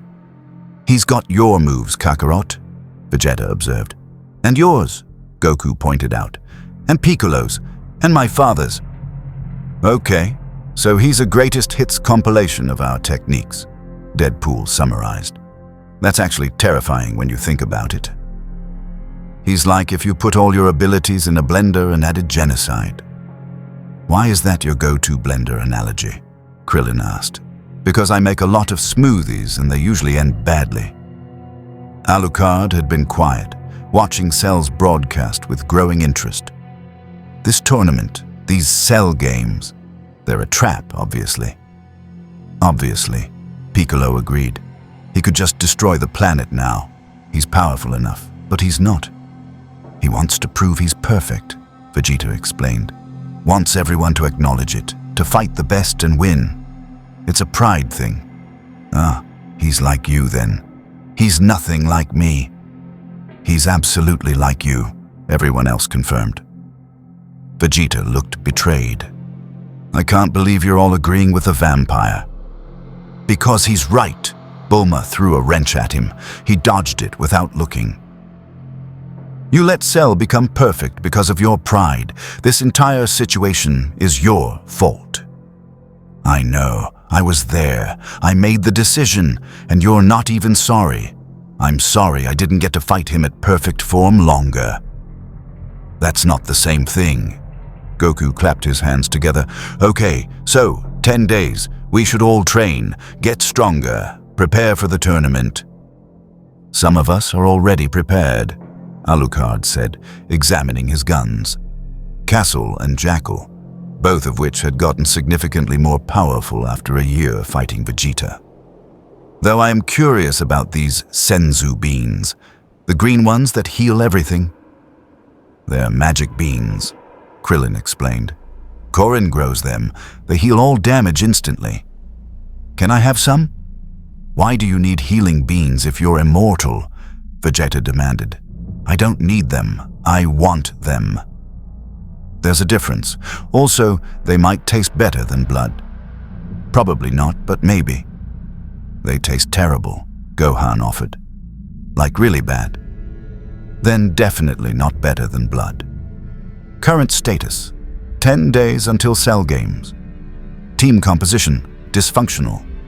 Plan, non-existent. Chances of success. Depends on if Gohan gets angry enough. Backup plan, Dragon Balls. Backup to backup plan. Run away. Likelihood of any plan working, 50-50. The broadcast ended. Cell's perfect face smiled one more time before the screen went dark. Well, Deadpool said into the silence. This is either going to be the coolest tournament arc ever or the worst disaster in Earth's history. Why not both? Yamcha suggested. That's the spirit. Vegeta stood, power radiating from him. 10 days. That's all we have. I'm going back to the time chamber. It's broken, Mr. Popo's voice echoed from nowhere and everywhere. You broke it. Then I'll train without it. You just spent 3 days recovering from the last training session. Irrelevant. He flew off in a burst of white energy, leaving a Vegeta-shaped hole in the ceiling. Bulma looked at the hole, then at the remaining fighters. He's paying for that. Add it to his tab, Piccolo suggested. His tab is currently at 47 million zeni. What? Krillin gasped. What did he buy? He didn't buy anything. That's all property damage. Broken buildings, destroyed cities. That time he blew up an island because someone insulted his hairline. His hairline is bad, Deadpool observed. Another explosion. Vegeta's voice carried across the distance. I heard that. Good, Deadpool shouted back. Goku looked at his son. So, you ready, Gohan? For what, Dad? The Cell games. The fight. Everything. Gohan smiled. Tired, resigned, but genuine. I'm ready. I've been ready since I was 4. That's kind of the problem. Yeah. Goku put a hand on his shoulder. It is. But hey, after this, after Cell, maybe you can go back to school. Study. Be normal. Dad, we both know that's not going to happen. We can hope, though. Yeah. We can hope. Hope. Present. Realism. Also present. Therapy. Still needed. Likelihood of getting it. 0. But that's Dragon Ball Z for you. Alucard watched the father and son moment, something ancient and complicated crossing his face. You humans are strange. You send your children to war, then feel guilty about it. But you do it anyway. Over and over. You got kids? Deadpool asked. No, I'd make a terrible father. I eat people. That's fair. Though I suppose, Alucard looked at Gohan. I respect that he fights anyway. Despite knowing it's wrong, despite the trauma, he fights because someone has to. That takes a different kind of courage than I'm used to. Are you having a feeling? Deadpool gasped. Are you feeling empathy? Don't be ridiculous. I'm simply noting that the child soldier has more spine than most adults I've killed. That's the closest you'll get to a compliment, Gohan, Krillin called out. I'll take it, Gohan called back. The next 10 days would be spent training, preparing, coming to terms with the fact that they might all die, and for once, the Dragon Balls might not be able to fix it. Because Cell was perfect. Because he had everyone's techniques, because he was designed to kill them specifically, but they'd fight anyway. Because that's what they did. That's what they always did. So, Android 18 said, breaking the heavy atmosphere, are we seriously doing a tournament? Like an actual tournament with rules and waiting turns? That's the plan, Piccolo confirmed. That's stupid. Very stupid, Tien agreed. But dramatically stupid, Deadpool added. The best kind of stupid. I hate all of you, 18 declared. Krillin swooned again. Marry me. No. One day, Krillin's persistence. Admirable. Krillin's chances. Improving. Krillin's dignity. Non-existent. But somehow, against all odds, he'll get the girl. Spoilers. Day of the Cell. Games the arena Cell had constructed was unnecessarily elaborate. A perfect white tile platform, regulation size for martial arts tournaments, surrounded by absolutely nothing except barren wasteland for miles. The sky was blue. The sun was shining. Everything was peaceful and serene in that way that screamed, someone's about to die horribly. Television cameras from every network surrounded the arena, broadcasting to the entire world. Because Cell wasn't just hosting a tournament, he was putting on a show. The fate of humanity as prime-time entertainment. This is the most anime thing that's ever happened, Deadpool said. wearing his full costume despite the heat. And I've been in anime. You've mentioned, Krillin muttered, adjusting his GI nervously. Multiple times. We get it. The Z fighters had assembled. Goku, Gohan, Vegeta, Piccolo, Tien, Yamcha, Krillin, and even Android 16 had shown up looking surprisingly serene for a robot designed to kill Goku. Trunks, future Trunks, having traveled back in time because time travel was just a thing they did now, stood with his sword ready, looking significantly more traumatized than even Gohan. And then there were the outsiders. Alucard in his red coat, looking like he'd wandered off a gothic romance novel and decided genocide was more fun. Deadpool in his red and black, checking his weapons with the casual ease of someone who died hundreds of times and gotten used to it. Mr. Satan, the world martial arts champion, who'd somehow convinced the world he was the strongest fighter, had also shown up with his students, completely unaware that everyone here could vaporize him with a thought. "All right, Mr. Satan shouted at the cameras. "I, the world champion, will defeat this monster cell and save humanity. These other guys are just here for moral support." "Should we tell him?" Deadpool whispered. "No," everyone else said simultaneously. "Let him have this," Krillin added. "He'll figure it out when Cell flicks him into the sun." Mr. Satan's power level, 140. Cell's power level, bullshit. The gap, insurmountable. His survival, plot armor thicker than Goku's skull. Cell stood at the center of his arena, perfect form gleaming in the sunlight. He'd changed his color scheme slightly, darker greens, more pronounced black accents, because perfection apparently required fashion choices. "Welcome!" Cell's voice boomed across the wasteland, amplified by his own cue because microphones were for the weak. "Welcome to the Cell Games, the tournament that will decide the fate of your world." "He really commits to the bit," Alucard observed approvingly. "The rules are simple," Cell continued, striking a dramatic pose. "One fighter at a time. Fight me until you win, forfeit, or die. If no one can defeat me, I will destroy this planet and everyone on it. But first," he gestured dramatically, "our first challenger." Everyone assumed it would be Goku. Goku assumed it would be him. Even Cell seemed to be looking at Goku specifically. Mr. Satan ran forward. "That's me. I, the world champion, will..."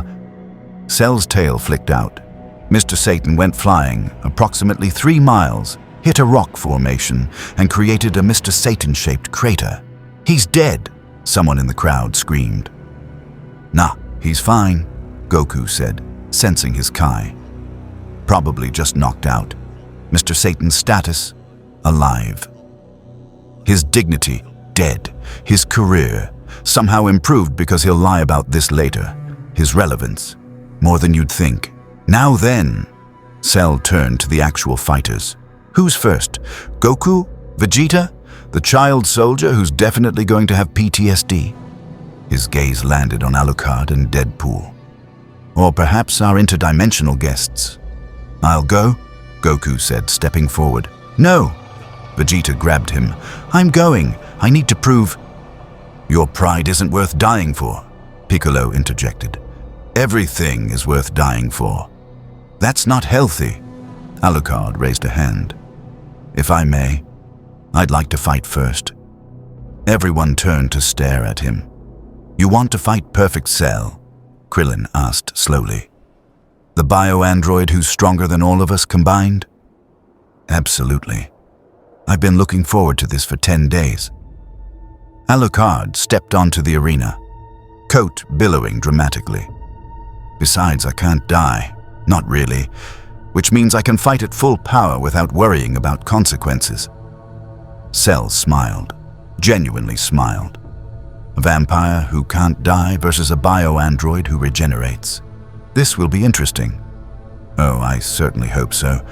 Alucard drew both guns, Kazal and Jackal. "Tell me, Perfect Cell, have you ever fought someone who enjoys being hurt?" "That's concerning in multiple ways." "I know." Alucard versus Cell, the fight between two regenerating monsters who should probably see therapists but won't. Entertainment value, high. Actual stakes, questionable. Innuendos incoming, guaranteed. Cell took a fighting stance. Perfect form, perfect balance, perfect everything because he was literally designed for perfection. Whenever you're ready, vampire. I was born ready. Metaphorically. Literally, I was born human 500 years ago, but Cell fired a ki blast that would have vaporized a normal person. Alucard's head exploded in a shower of blood and bone. The crowd gasped. The Z fighters tensed. Cell smirked, and then Alucard's body kept standing. The blood reversed its trajectory, flowing back up, reconstructing his head perfectly. His eyes opened, glowing crimson. That tickled. What? Cell actually looked surprised. I did mention I can't die, didn't I? I have approximately 3,424,000 souls acting as extra lives. You'll need to kill me that many times to put me down permanently. Alucard aimed both guns at Cell's head. Your turn, he fired.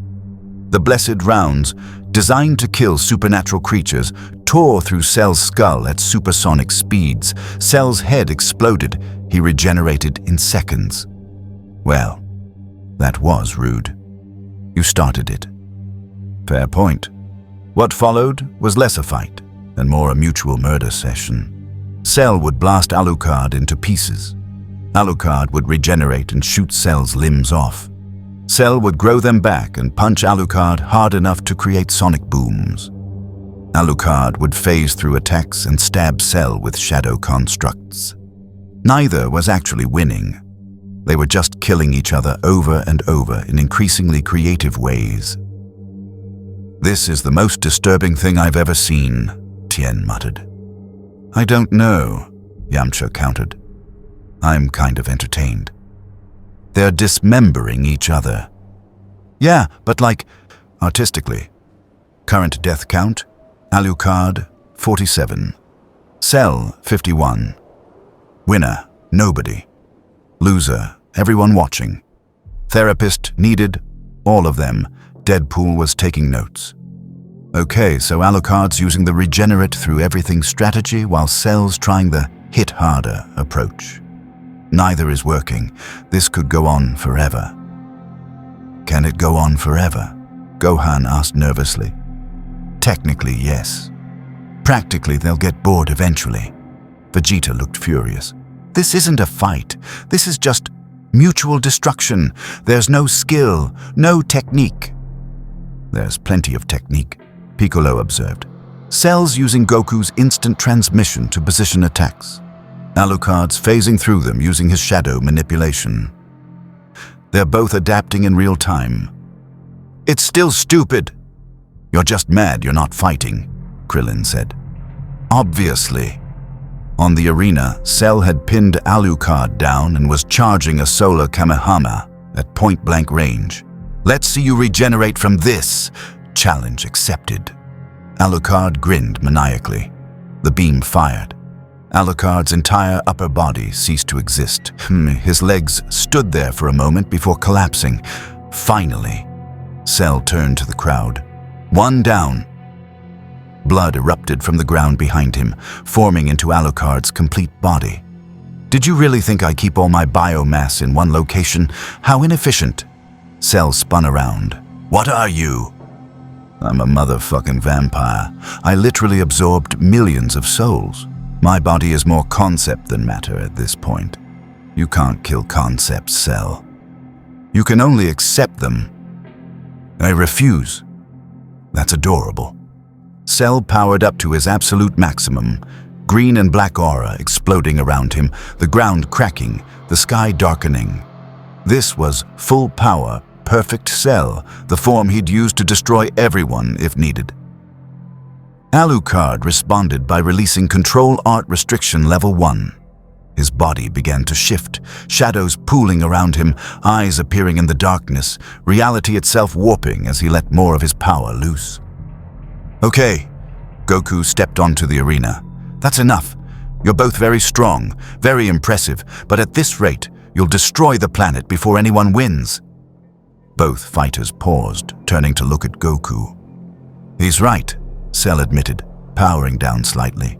"This is not progressing. We're equally matched in regeneration." "I could release more restrictions," Alucard offered. "Let all 3 million souls loose? See what happens." "Don't!" everyone shouted. "Spoil sports." Alucard recalled his shadows, returning to his normal form. "Very well, I concede.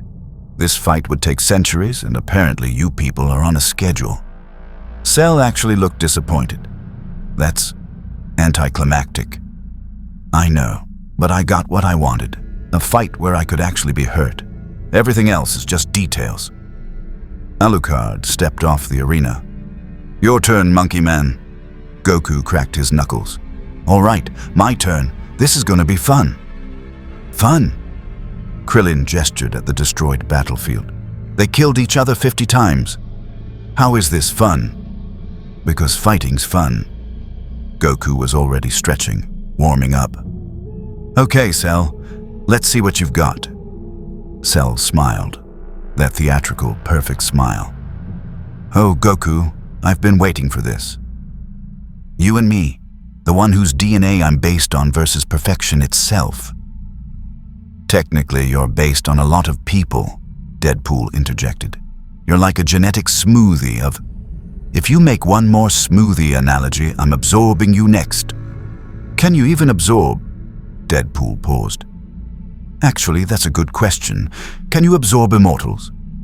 Everyone looked at Cell. Cell looked at Alucard and Deadpool. "Let's not find out," Piccolo suggested quickly. "Agreed," Cell said. "I'm perfect enough already. Don't need the vampire's psychosexual issues or the mercenary's fourth wall problems." He turned back to Goku. "Now then, shall we? Let's go." Goku powered up to Super Saiyan instantly. Golden hair, green eyes, aura crackling with power. Full power, no holding back. My thoughts exactly. Goku versus Cell, the main event. The fight everyone came for. The battle between the strongest Saiyan and the perfect bio-android. Stakes. Everything. Chance of Goku winning. Lower than he thinks. Chance of Gohan having to step in. Higher than anyone wants. They moved faster than normal eyes could track. Instant transmission battles where they'd teleport behind each other, throw punches, teleport again. Kai blasts that could destroy planets being thrown casually. The arena cracked. The ground beneath them liquefied from the sheer energy output. This was the fight. The real fight. And everyone watching knew that whatever happened next would decide everything. Alucard stood beside Deadpool, watching with interest. "The boy, Gohan, he's the key, isn't he?" "Yeah," Deadpool said quietly. "He is. Goku's setting this up. He knows he can't win. But Gohan can. If he gets angry enough. By watching his father get beaten. By watching his father get killed. That's..." Alucard paused. "Actually, that's brilliant. Horrible, but brilliant. Sacrifice himself to trigger the child's rage. Weaponize parental death." "It's very Goku," Deadpool agreed. "Self-sacrifice disguised as strategy. He probably doesn't even realize how messed up it is. Does the child know? Gohan? Maybe. Probably. He's smart enough to figure it out." Deadpool watched Gohan's face, the 11-year-old watching his father fight for the world. But knowing and being able to stop it are different things. Indeed they are. The fight between Goku and Cell had been going for 30 minutes, which in anime time meant approximately 17 episodes worth of punches, ki blasts, dramatic power-ups, and increasingly absurd displays of power. Mountains were gone. The landscape was unrecognizable. The camera crews had retreated approximately 10 miles and were still in danger. Goku was smiling. Actually smiling. Because he was enjoying himself. because this was what he lived for. Fighting someone at his absolute limit, pushing himself, testing his power against perfection itself.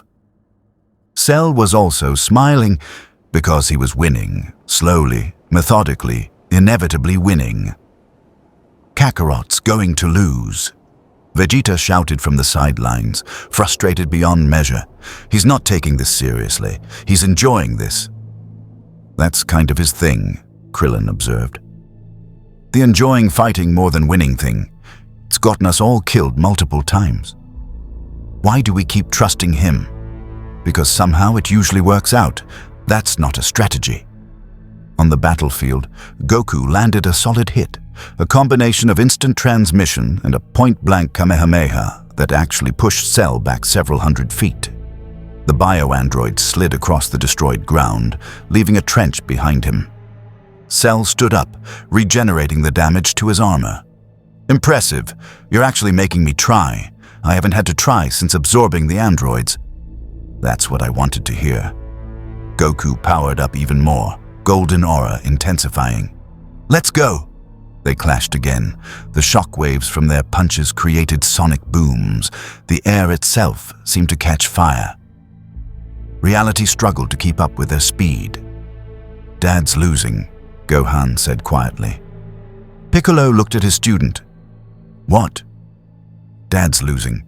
He's fighting at full power, and it's not enough. Gohan's voice was eerily calm. Cell's stronger, not by much, but enough. Dad knows it. Then why is he still? Piccolo stopped, realization dawning. No, he's not. He is. Goku! Piccolo shouted toward the battlefield. Don't you dare! But it was too late. Goku had already made his decision. After another exchange of blows that leveled what remained of the terrain, Goku landed and powered down. Golden hair faded to black. Green eyes returned to black. The aura disappeared. I give up, Goku announced. Silence. You what? Vegeta's scream could have shattered diamonds. I give up. I forfeit. Cell's stronger than me. I can't win. Goku smiled at Cell. You're amazing. Really? Best fight I've had in years. But there's someone here who can beat you. Cell raised an eyebrow. Oh? And who might that be? Goku pointed. Gohan. No. Piccolo was already moving, grabbing Goku. No, we talked about this.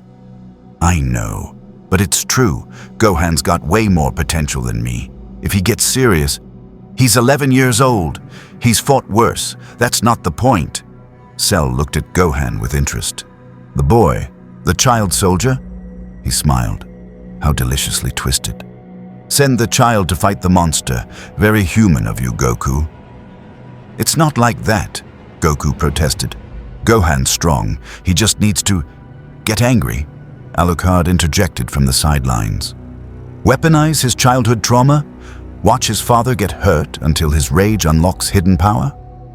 His smile was sharp. I've seen humans do this for centuries. Sacrifice children to save themselves.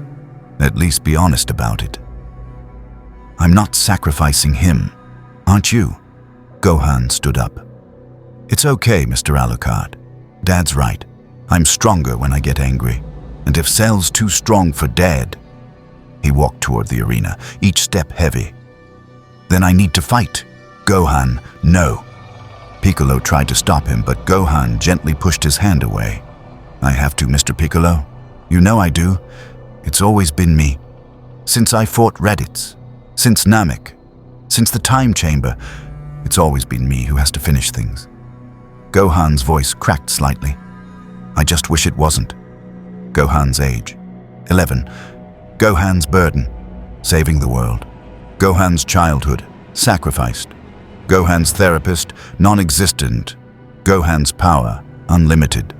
Gohan's willingness to use it, the problem. Deadpool grabbed Goku's shoulder. Hey, Orange Gi. You realize you're literally doing the child soldier saves the day trope, right? Like, you get how messed up this is? I know it's not ideal. Not ideal, it's child endangerment. But Gohan's the only one who can Can and should are different words. Deadpool gestured wildly. Just because he can doesn't mean he should. He's a kid. Kids should be doing kid things, not fighting perfect bio-androids. What would you have me do? Let Cell destroy everything? I don't know, but there has to be a better option than traumatizing your son. There isn't. Goku's voice rose, actual emotion breaking through. Don't you think I've tried? Don't you think I wish Gohan could be normal? But he's not normal. None of us are. And when the world needs saving, we use whatever power we have. Even if it's... He stopped, voice quieting. Even if it's wrong. Silence. At least you admit it, Alucard said softly. That's more than most humans manage. Gohan stepped onto the arena. Cell looked him up and down, assessing. So, the child, the one with hidden power that Daddy Dearest thinks can save the day. I don't want to fight you, Gohan said honestly. Then why are you here? Because someone has to, and apparently that someone is me. It's always me. Gohan looked at his hands. I've killed people, you know. When I was 5, I helped fight on Namek. I killed Frieza's soldiers. I was scared the whole time, but I did it anyway. And I've been doing it ever since. Cell actually paused.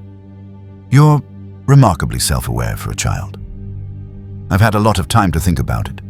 Between the fighting and the dying and the watching other people die. Gohan looked up at Cell. So let's get this over with. You want to fight me? Fight me. But I'm warning you, I'm not like Dad. I don't enjoy this. I don't want to hurt you. But if you push me... His eyes flashed briefly. If you make me angry enough, I will. Then I'll just have to make you angry. Cell's smile was cruel. Fortunately, I'm very good at that. Cell's plan, make the child angry. Cell's intelligence, questionable. Cell's survival instinct, non-existent. This will end badly for everyone. What followed was arguably the worst strategy Cell had ever employed. Because Gohan wasn't getting angry. He was just fighting, calmly, efficiently. Sadly, Cell would hit him. Gohan would block and counter. Cell would blast him. Gohan would dodge and return fire. They were evenly matched, but Gohan's heart wasn't in it. He was fighting like someone going through the motions, doing what was expected, what was necessary, but taking no joy in it. Come on, Cell shouted, frustrated. Get angry. Show me your power. I don't want to, Gohan said quietly, wiping blood from his mouth. Then I'll make you. Cell fired a Kai blast, not at Gohan, but at the Z fighters watching from the sidelines. Time seemed to slow. The blast arced toward them. Piccolo moved to intercept, and Android 16 stepped in front, taking the hit directly. His body, the gentle robot who loved birds and nature and had never wanted to fight, exploded in a shower of circuits and metal. His head, somehow intact, rolled across the ground and stopped near Gohan's feet. Gohan, 16's voice crackled from damaged speakers. It is not a sin to fight for the right cause. There are those who words alone will not reach. Cell is such a being. The light in his eyes began to fade. I know how you feel, Gohan. You are gentle. You do not like to hurt. I know because I too have learned these feelings. His voice was getting quieter.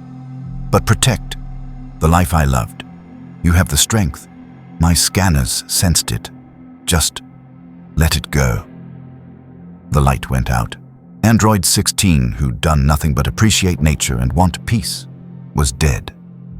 Gohan stared at the metal head, at the destroyed body, at the kind robot who'd never hurt anyone. Something inside him broke. Gohan, Goku said nervously. Oh boy, Deadpool whispered. Here it comes. Vegeta actually sounded excited. Gohan's power level began to rise. Not slowly, not gradually, explosively. The ground beneath him shattered. The air caught fire. Lightning crackled across the sky. His hair flickered. Black to gold, gold to gold, and lightning. "Yes!" Cell spread his arms. "Yes, show me your power." Gohan looked up. His eyes were teal now. His hair was spiky, golden, surrounded by electrical discharge. Super Saiyan 2, a transformation only Gohan could reach, born from rage and pain and the weight of too many battles. When he spoke, his voice was different, colder, harder. "You shouldn't have done that." Super Saiyan 2, Gohan, online. Power level, bullshit. Anger level, maximum. Cell's life expectancy, declining rapidly. Everyone's concern, justified. What happened next was less a fight and more an execution. Gohan moved faster than Cell could track. One punch sent the bio-android flying through 3 rock formations. Cell regenerated, powered up to maximum, attacked with everything he had. Gohan caught his fist. Effortlessly. "You're weaker than I thought," Gohan said, voice emotionless. He kicked Cell in the stomach hard enough to create a shockwave visible from space. Cell vomited. Not blood. Android 18. The absorbed android hit the ground, unconscious but alive. The moment she left Cell's body, his power level dropped significantly. He was no longer perfect Cell. He was semi-perfect Cell again. "No!" Cell screamed, transforming back. "No, my perfection!" "You wanted me angry," Gohan said, walking toward him. "You killed 16. You threatened my friends. You hurt my father. You terrorized the planet. You wanted to see what happens when I stop holding back." Lightning crackled around him. "This is what happens." Cell, in a panic, began to swell, his body expanding, growing, breaking apart. "Oh no," Piccolo whispered. "What? What's happening?" Krillin demanded. "He's self-destructing. He's going to explode and take the planet with him."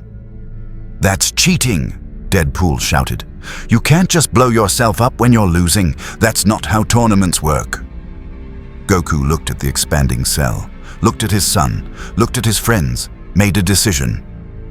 "Gohan," he said, "I'm proud of you. Tell your mother I love her, and I'm sorry." "Dad? What are?" Goku placed 2 fingers to his forehead. Used instant transmission, teleported directly next to the exploding Cell, grabbed him, and vanished. 2 seconds later, they felt it. A massive Kai signature, Goku's signature, flickering into existence on King Kai's planet in Otherworld, followed immediately by an explosion that vaporized everything in a 10-mile radius, including Goku.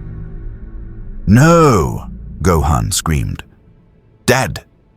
The Cell Games arena was silent except for Gohan's anguished scream. "He's gone," Piccolo said quietly. "Goku's gone." "But he saved us," Krillin whispered. "He saved everyone." At the cost of his own life, Vegeta punched the ground. "That idiot!"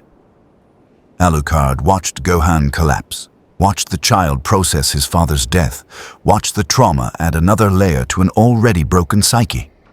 "Self-sacrifice," Alucard murmured.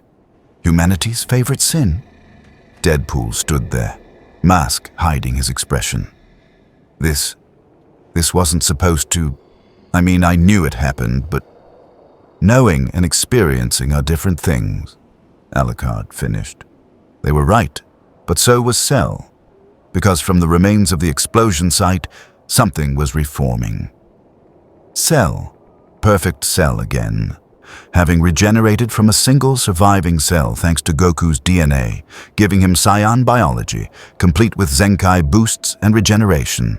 He teleported back to Earth. More powerful, more perfect, more angry. "Goku!" Cell screamed. "Goku ruined my perfect moment, my perfect death." He stopped, realizing everyone was staring at him with murder in their eyes. "Oh? This looks bad, doesn't it?" "You killed my dad," Gohan said, voice cold. "You killed 16. You destroyed everything, and now you're back." Technically, Goku killed himself. Shut up! The temperature dropped. The air itself seemed to freeze. Gohan's power exploded again, even higher than before. I'm going to kill you now, Gohan stated calmly. Slowly, painfully. I'm going to make you suffer for every person you've hurt, every life you've taken, every second of pain you've caused. Now we're talking, Vegeta shouted. This is terrifying, Krillin whimpered. This is amazing, Deadpool corrected. Angry child powers. Activate, form of overwhelming violence. Cell tried to fight. He really did. He used every technique, Kamehameha, special beam cannon, instant transmission, everything. Gohan countered all of it, effortlessly, while barely trying. You wanted to see my power, Gohan said, breaking Cell's arm. The bio-android screamed. Is this what you wanted? Aye. Cell tried to regenerate. Gohan kicked him hard enough to prevent it. Is this what you wanted? Gohan's voice cracked with rage and grief. Cell was losing. Badly. And everyone watching, both on the battlefield and across the world via broadcast, could see it. This wasn't a fight anymore. This was a lesson in why you don't anger Saiyan children who've been forced to save the world since they could walk. Help me, Cell screamed, which was undignified for someone who'd spent the entire tournament claiming perfection. He spawned 7 miniature versions of himself, Cell Juniors, and sent them at the Z Fighters. If I'm going down, I'm taking all of you with me. The Cell Juniors were, individually, as strong as a Super Saiyan. 7 of them attacking at once was basically a death sentence for anyone not named Gohan. Vegeta immediately engaged 2, fighting with the fury of someone who'd been waiting days to murder something. Trunks took another, sword flashing. Piccolo grabbed one, screaming, "Dodge!" at it ironically before punching it through a mountain. Tien hit one with a Kikozo. Krillin threw a Destructo disc that actually cut a Cell. Junior in half. Krillin owned count. Decreasing. The Destructo disc worked? It worked, Krillin shouted, shocked. My signature move finally worked. Don't get cocky, Yamcha yelled, barely avoiding getting killed by another Cell Jr. And then there was the immortal duo. Alucard faced a Cell Jr. with a kind of smile that promised terrible things. Oh good, smaller targets, more personal. The Cell Jr. lunged. Alucard phased through it, reforming behind it with both guns drawn. He fired, point blank, blessed rounds designed to kill monsters. The Cell Jr.'s head exploded. It regenerated. Wonderful! Alucard holstered his guns. You regenerate too? We can do this properly. What followed was Alucard releasing Control Art Restriction Level 1 again, his body becoming shadows, hounds made of darkness tearing into the Cell Jr., teeth and claws everywhere. The Cell Jr. fought back, but Alucard had 500 years of experience being unkillable. The bio-android clone had existed for 5 minutes. The outcome was inevitable. Deadpool, meanwhile, was having the time of his life. Hey, ugly. He shot a Cell Jr. in the face with both pistols. Wait, that's rude. You can't help being ugly. Your dad designed you that way. The Cell Jr. screeched and charged. Deadpool teleported behind it. Psych! Both katanas stabbed through its back. Oh, that's definitely gonna hurt. Not for me, though. I'm used to it. The Cell Jr. spun, backhanding Deadpool hard enough to send him flying. Whee! Deadpool's voice echoed as he sailed through the air. This is fun. I'm having fun. Are you having fun? He hit a rock formation. His spine shattered. Healing factor kicked in immediately. Okay, that one hurt, but I'm fine. Spine's back. Legs work. Round 2. Cell Jr. Come at me, bro. Deadpool's pain tolerance. Infinite. Deadpool's sanity. Questionable. Deadpool's enjoyment. Maximum. His therapist. Needed but unavailable. Meanwhile, Gohan was systematically dismantling Perfect Cell. You can't do this, Cell screamed, regenerating from getting his arm torn off. I'm perfect. Gohan kicked him so hard he created a crater a mile wide. "You killed my dad. You made me into this. You wanted to see me angry." His voice was ice. "Congratulations. You succeeded." Cell tried to use instant transmission to escape. Gohan caught him mid-teleport, grabbed his tail, and threw him back to Earth. Piccolo watched this with mixed feelings. Pride that his student was winning, horror at what it was doing to him. Gohan's changed. The anger unlocked his power, Vegeta observed, fighting two Cell Juniors simultaneously, but it's consuming him. He's not fighting to protect anymore. He's fighting to hurt. Can you blame him? Trunks cut a Cell Junior in half. It regenerated, annoying both Saiyans. His father just died. Cell killed 16. The world's at stake. I don't blame him. I'm saying he's becoming something else. Something darker. Vegeta actually looked concerned, which was rare. I've been that person. It doesn't end well. Cell, realizing he was going to die, made one last desperate play. He began charging energy, all of it, every ounce of power he had, his body swelling with ki. If I can't win, Cell shouted, I'll destroy everything, this entire solar system, all of you, everyone, everything. He's charging a super-perfect Kamehameha, Piccolo said, horrified. That much energy concentrated in one blast could destroy the planet, Vegeta finished, and possibly more.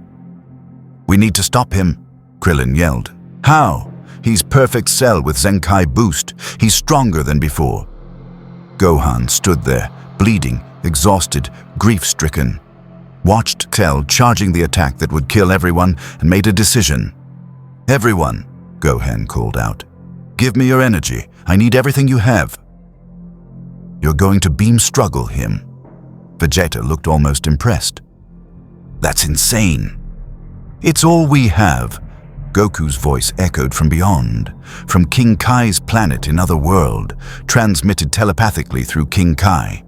Gohan, you can do this. I believe in you. Everyone, give him your energy. Goku. Everyone stopped fighting. Yeah, it's me. I'm dead. It sucks. No body to revive. But Gohan needs you all right now, Vegeta growled. Even dead, Kakarot's annoying.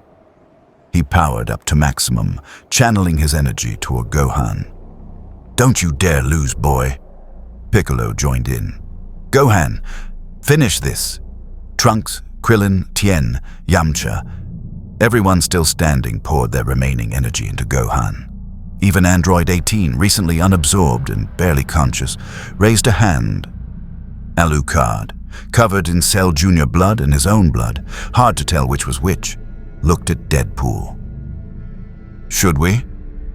We're immortals from other universes, Deadpool said. Our energy probably tastes weird. Everything about us is weird. Fair point. Let's give the kid our power. Deadpool raised his hands, channeling whatever mystical energy his cursed body contained. Gohan, take our ridiculous regeneration powers. Use them for good. Alucard did the same, releasing a portion of his vampire essence. Child, channel the darkness, use the shadows, embrace the edge. That's not helpful, Piccolo shouted. I'm trying. Gohan felt it, all their energy, all their hopes, all their desperation flowing into him. His power swelled. The golden aura around him intensified, lightning crackling more violently. He took the stance, the Kamehameha stance, the technique his father taught him, Ka. Energy began pooling in his hands. Me! Cell finished charging his attack. This is it! Goodbye, Earth! Oh. The energy was blinding now. Me! Both fighters released their attacks simultaneously. Ah! Two beams, one blue-white from Gohan, one purple-red from Cell, collided in the center of the battlefield. The shockwave destroyed what remained of the landscape. The sky split. Reality itself seemed to crack under the pressure. It's a beam struggle! Deadpool shouted unnecessarily. The most anime thing possible. They were evenly matched. Gohan pushing with everything he had. Cell matching him, neither giving an inch. Goku's voice echoed again. Gohan, now, let it go. Let everything go. Stop holding back. I can't, Gohan screamed. My arm. His left arm hung useless, broken earlier in the fight. He was one-arming the Kamehameha. Yes, you can. I'm your father, and I believe in you. You're dead. That doesn't make me less your father. Now stop arguing and finish this. Vegeta, despite his exhaustion, despite his pride, added his voice. Boy, hurry up and kill him. I'm tired of waiting. Piccolo's voice cracked. Gohan, you're the strongest. You can do this. Krillin, for 16. Tien, for Goku. Yamcha, for not dying horribly. Trunks, for the future. Alucard, for violence. Deadpool, for narrative satisfaction. Gohan's broken arm twitched, moved. Rose despite the pain. Both hands now aimed at Cell. Everyone, Gohan's voice thundered. Thank you. His power doubled. The blue-white beam intensified, overwhelming Cell's purple-red attack. The bio-android's eyes widened. No, I'm perfect. I can't. The beam consumed him.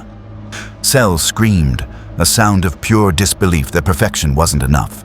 His body began to disintegrate, cells vaporizing one by one. This isn't fair. Cell's voice faded. I was perfect. I was gone completely.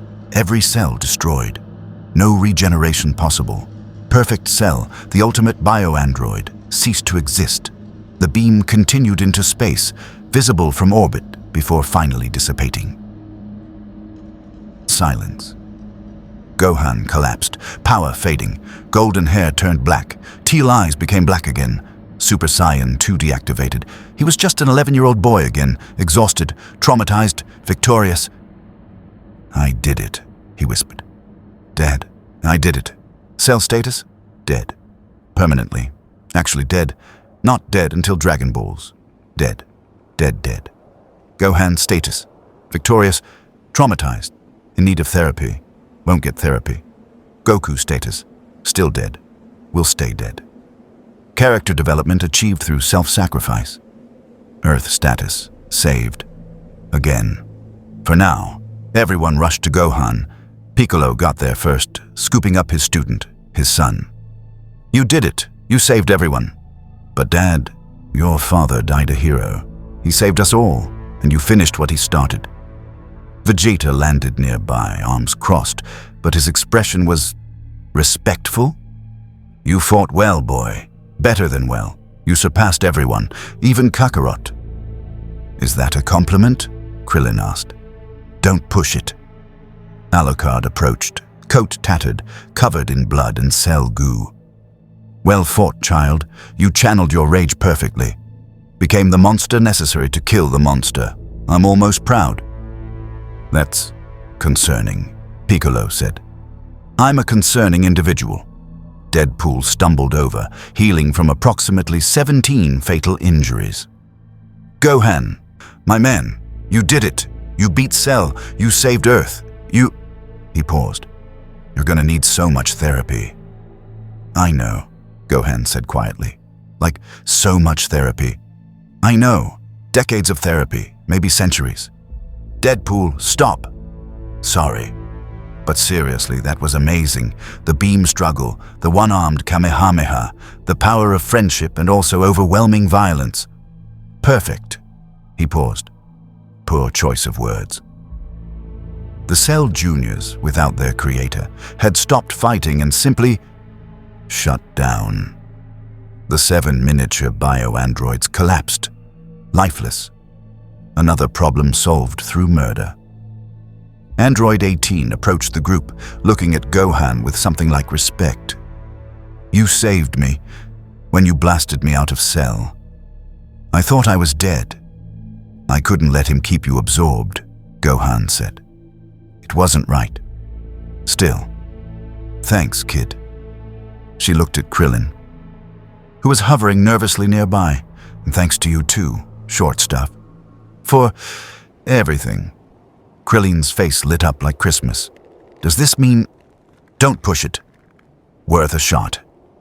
Krillin and 18 relationship status equals complicated, but improving against all odds and logic. Love finds a way, even in Dragon Ball Z Abridged. Mr. Satan, who'd been unconscious for the entire fight, woke up at precisely this moment.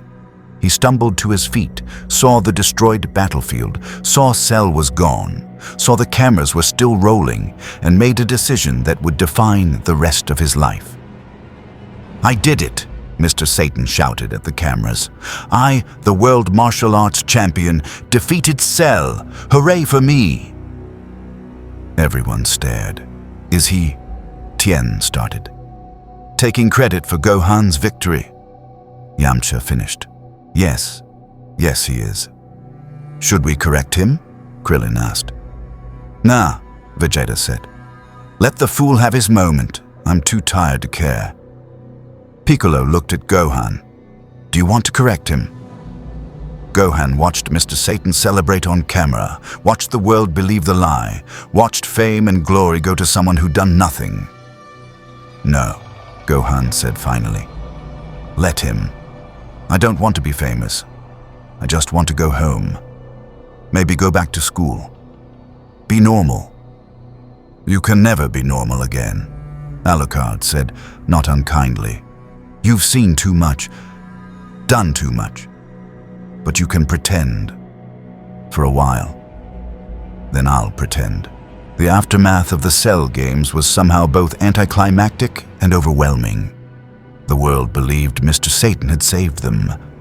The actual fighters were fine with this. Fame was annoying, and most of them just wanted to go home. The Dragon Balls would be gathered, wishes would be made, and life would continue because that's what life did in Dragon Ball Z. It continued despite logic, death, and common sense. But first, there was unfinished business. They gathered at the lookout. What remained of the Z fighters, plus 2 interdimensional immortals who'd somehow become part of the group. Dendi, the young Namekian god, stood ready with the Dragon Balls already assembled. "So," Dende said, looking at the 7 orange spheres with red stars, "we have wishes to make. Normally, we'd use them to revive people who died during the Cell games." "There weren't that many," Krillin observed. "Cell mostly destroyed property, and 16, but he was an android, so..." "Can we wish back androids?" Gohan asked. "Probably not. Shenron has limits." "Stupid dragon!" Vegeta kicked a rock. "What's the point of magic wish balls if they have limits?" "Shenron's power. Considerable. Shenron's limitations. Also considerable. Can't kill people directly, can't revive someone who doesn't want to come back, can't affect beings more powerful than him, can't bring back androids. Still incredibly useful, but not omnipotent. The dragon equivalent of, I can help, but there are rules." "We need to wish back everyone who died," Piccolo said. "People Cell killed to power up, the people from the cities he destroyed." "All of them. And Goku," Gohan added quickly. Silence. About that. Dende looked uncomfortable. "Goku said he doesn't want to come back." "What?" Everyone shouted simultaneously. King Kai's voice echoed telepathically. "Yeah, Goku thinks Earth is safer if he stays dead. Something about how every major threat that's shown up has been because of him. Raditz, Vegeta, the androids, Cell, all connected to Goku in some way. He figures if he stays dead, maybe the threats stop coming." "That's the dumbest logic I've ever heard," Vegeta exploded.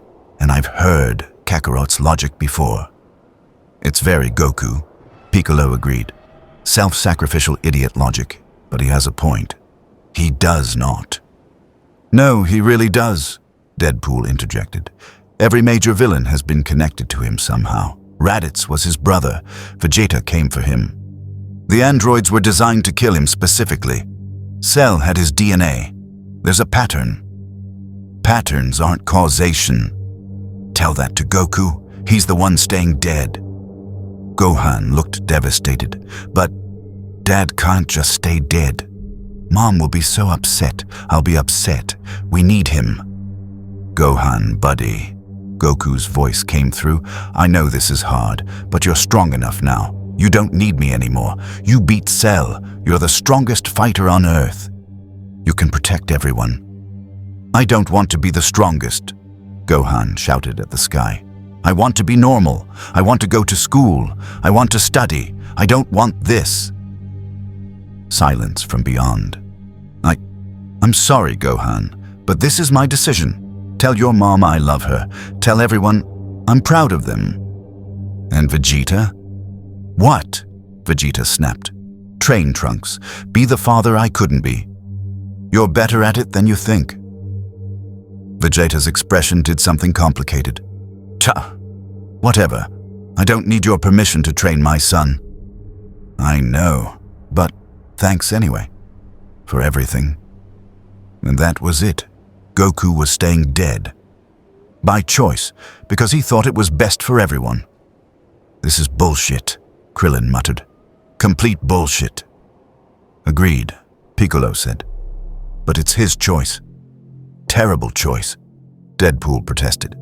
Staying dead never works. Something else will happen. Another threat will show up. They always show up. That's how shonen anime works.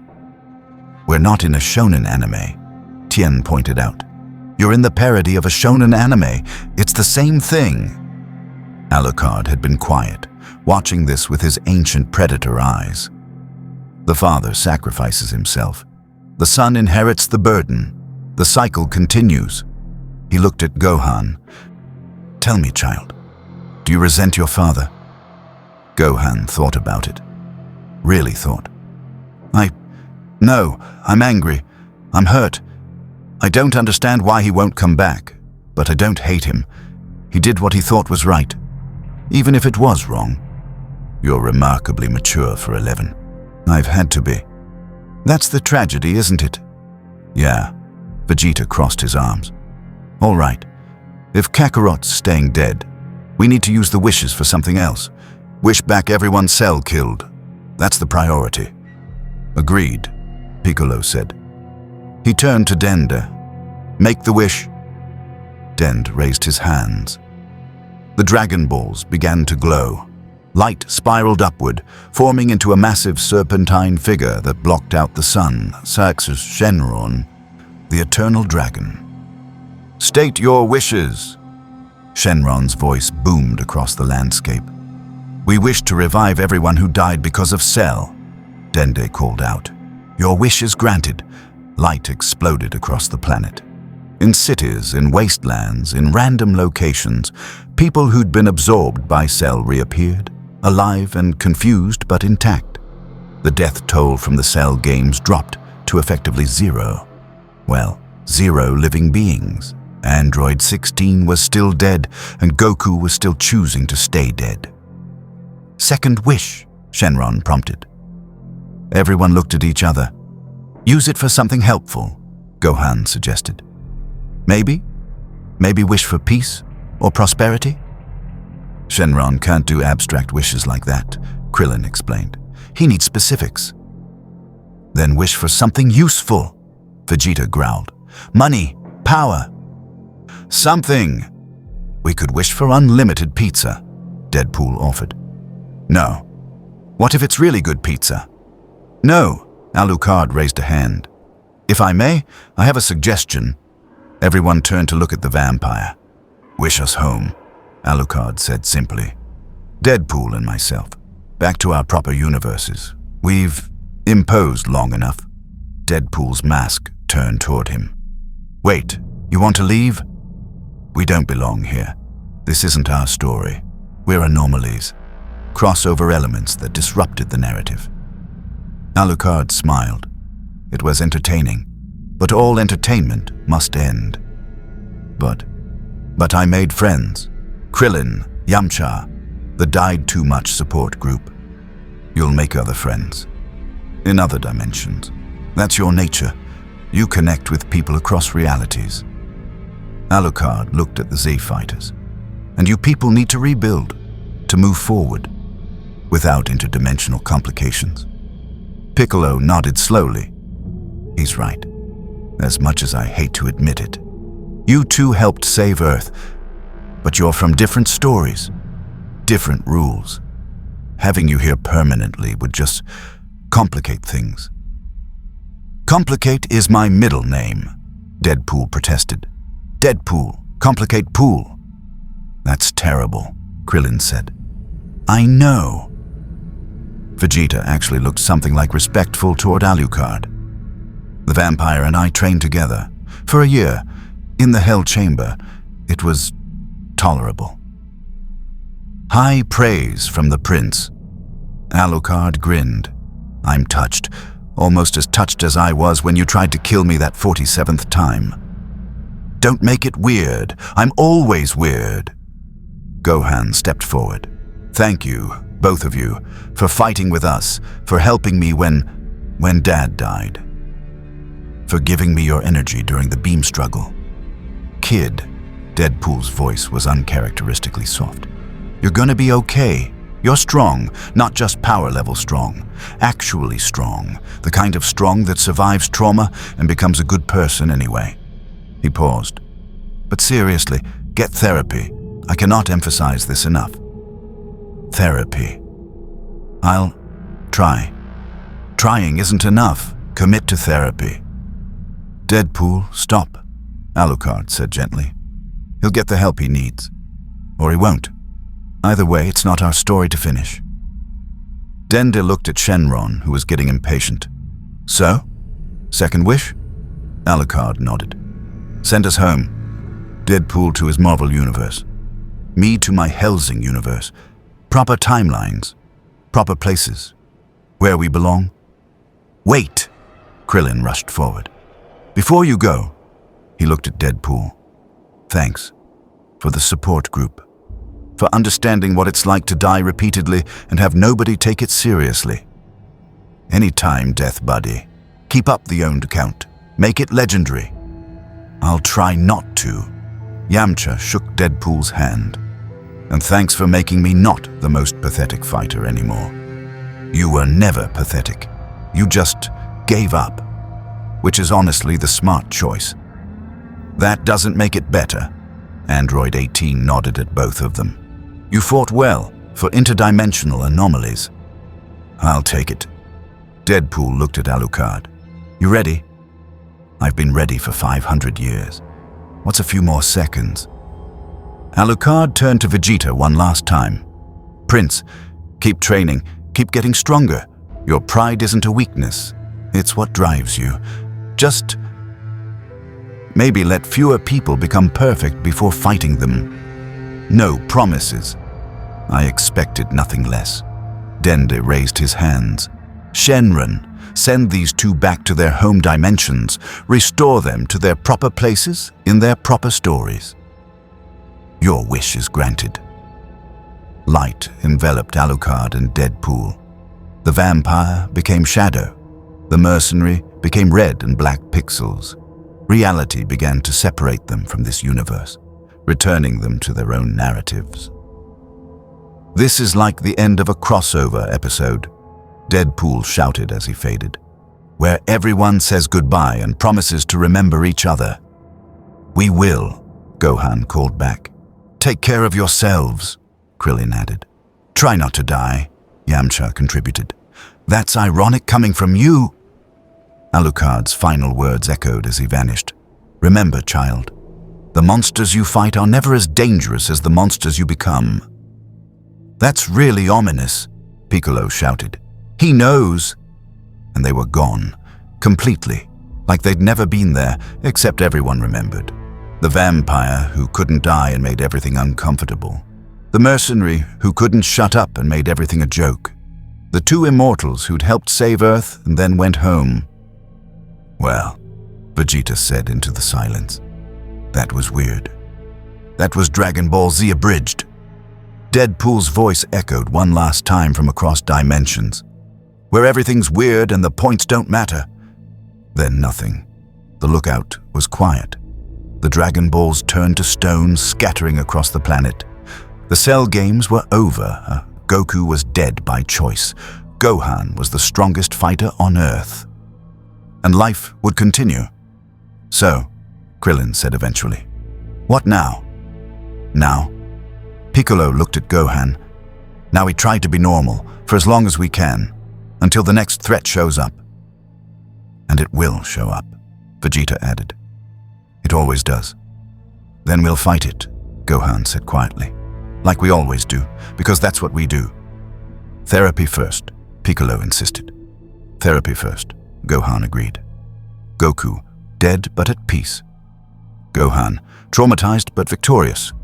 Earth, saved again. Alucard and Deadpool, home. The Died Too Much support group, disbanded but remembered. Krillin's owned count, final tally at 32. Android 18 and Krillin, relationship pending. Vegeta's character growth, minimal but present. The future, uncertain but hopeful. Dragon Ball Z Abridged, still the best-worst decision everyone ever made. Years would pass. Gohan would go to high school, become Great Saiyaman, fight Majin Buu, grow up, become a scholar, have a family. Krillin would marry Android 18 somehow. Vegeta would slowly become a better father and person. The world would keep turning, threats would keep coming, but for now, in this moment, there was peace. And somewhere, across dimensions, in their own universes, Alucard returned to Helsing Manor, where Integra asked where he'd been. He smiled and said, "Vacation." She didn't believe him. He didn't care. Deadpool returned mid-fight with some villain, teleporting directly into a chimichanga restaurant. Everyone was confused. He explained nothing. Ordered extra guacamole. Both of them remembered their time in Dragon Ball Z Abridged. The fights, the jokes, the dysfunction. The family of broken warriors who saved the world despite being terrible at being people. And sometimes, late at night, Alucard would smile and say to no one in particular, "Power levels are bullshit." While Deadpool would look at the camera, his fourth wall, and say, "That really happened. We really saved Anime Earth, and it was glorious." And it was. In the end, what happened when Alucard abridged and Deadpool entered Dragon Ball Z. Abridged wasn't just a crossover. It was a collision of meta-awareness. 3 fourth wall breakers, including the narrator, competing for who could be most self-aware. 2 immortals who couldn't die in a universe where death was already meaningless. A vampire who enjoyed pain, meeting warriors who powered up through suffering. A mercenary who broke reality for laughs, meeting a reality already broken by power scaling and Dragon Balls. They fought Cell. They trained with Vegeta. They befriended Krillin and Yamcha. They watched Goku be a terrible father and die a hero. They helped Gohan save the world and destroy his childhood in the process. They saw the beautiful dysfunction of Dragon Ball Z Abridged, where everyone's broken but fighting anyway, where death is temporary but trauma is permanent, where screaming equals power and love means putting your son in danger. And then they went home. Because that's what crossover characters do. They visit, they help, they leave. They don't overstay their welcome because they know they're not part of this story. They're guests, anomalies, fun additions to someone else's narrative. But the Z Fighters remembered them. And somewhere in the multiverse, across dimensions and realities and fictional properties, the memory remains. 2 immortals walked into Dragon Ball Z Abridged. The universe survived. Barely. And everyone learned valuable lessons about trauma, therapy, and why you should never let Vegeta's pride make tactical decisions.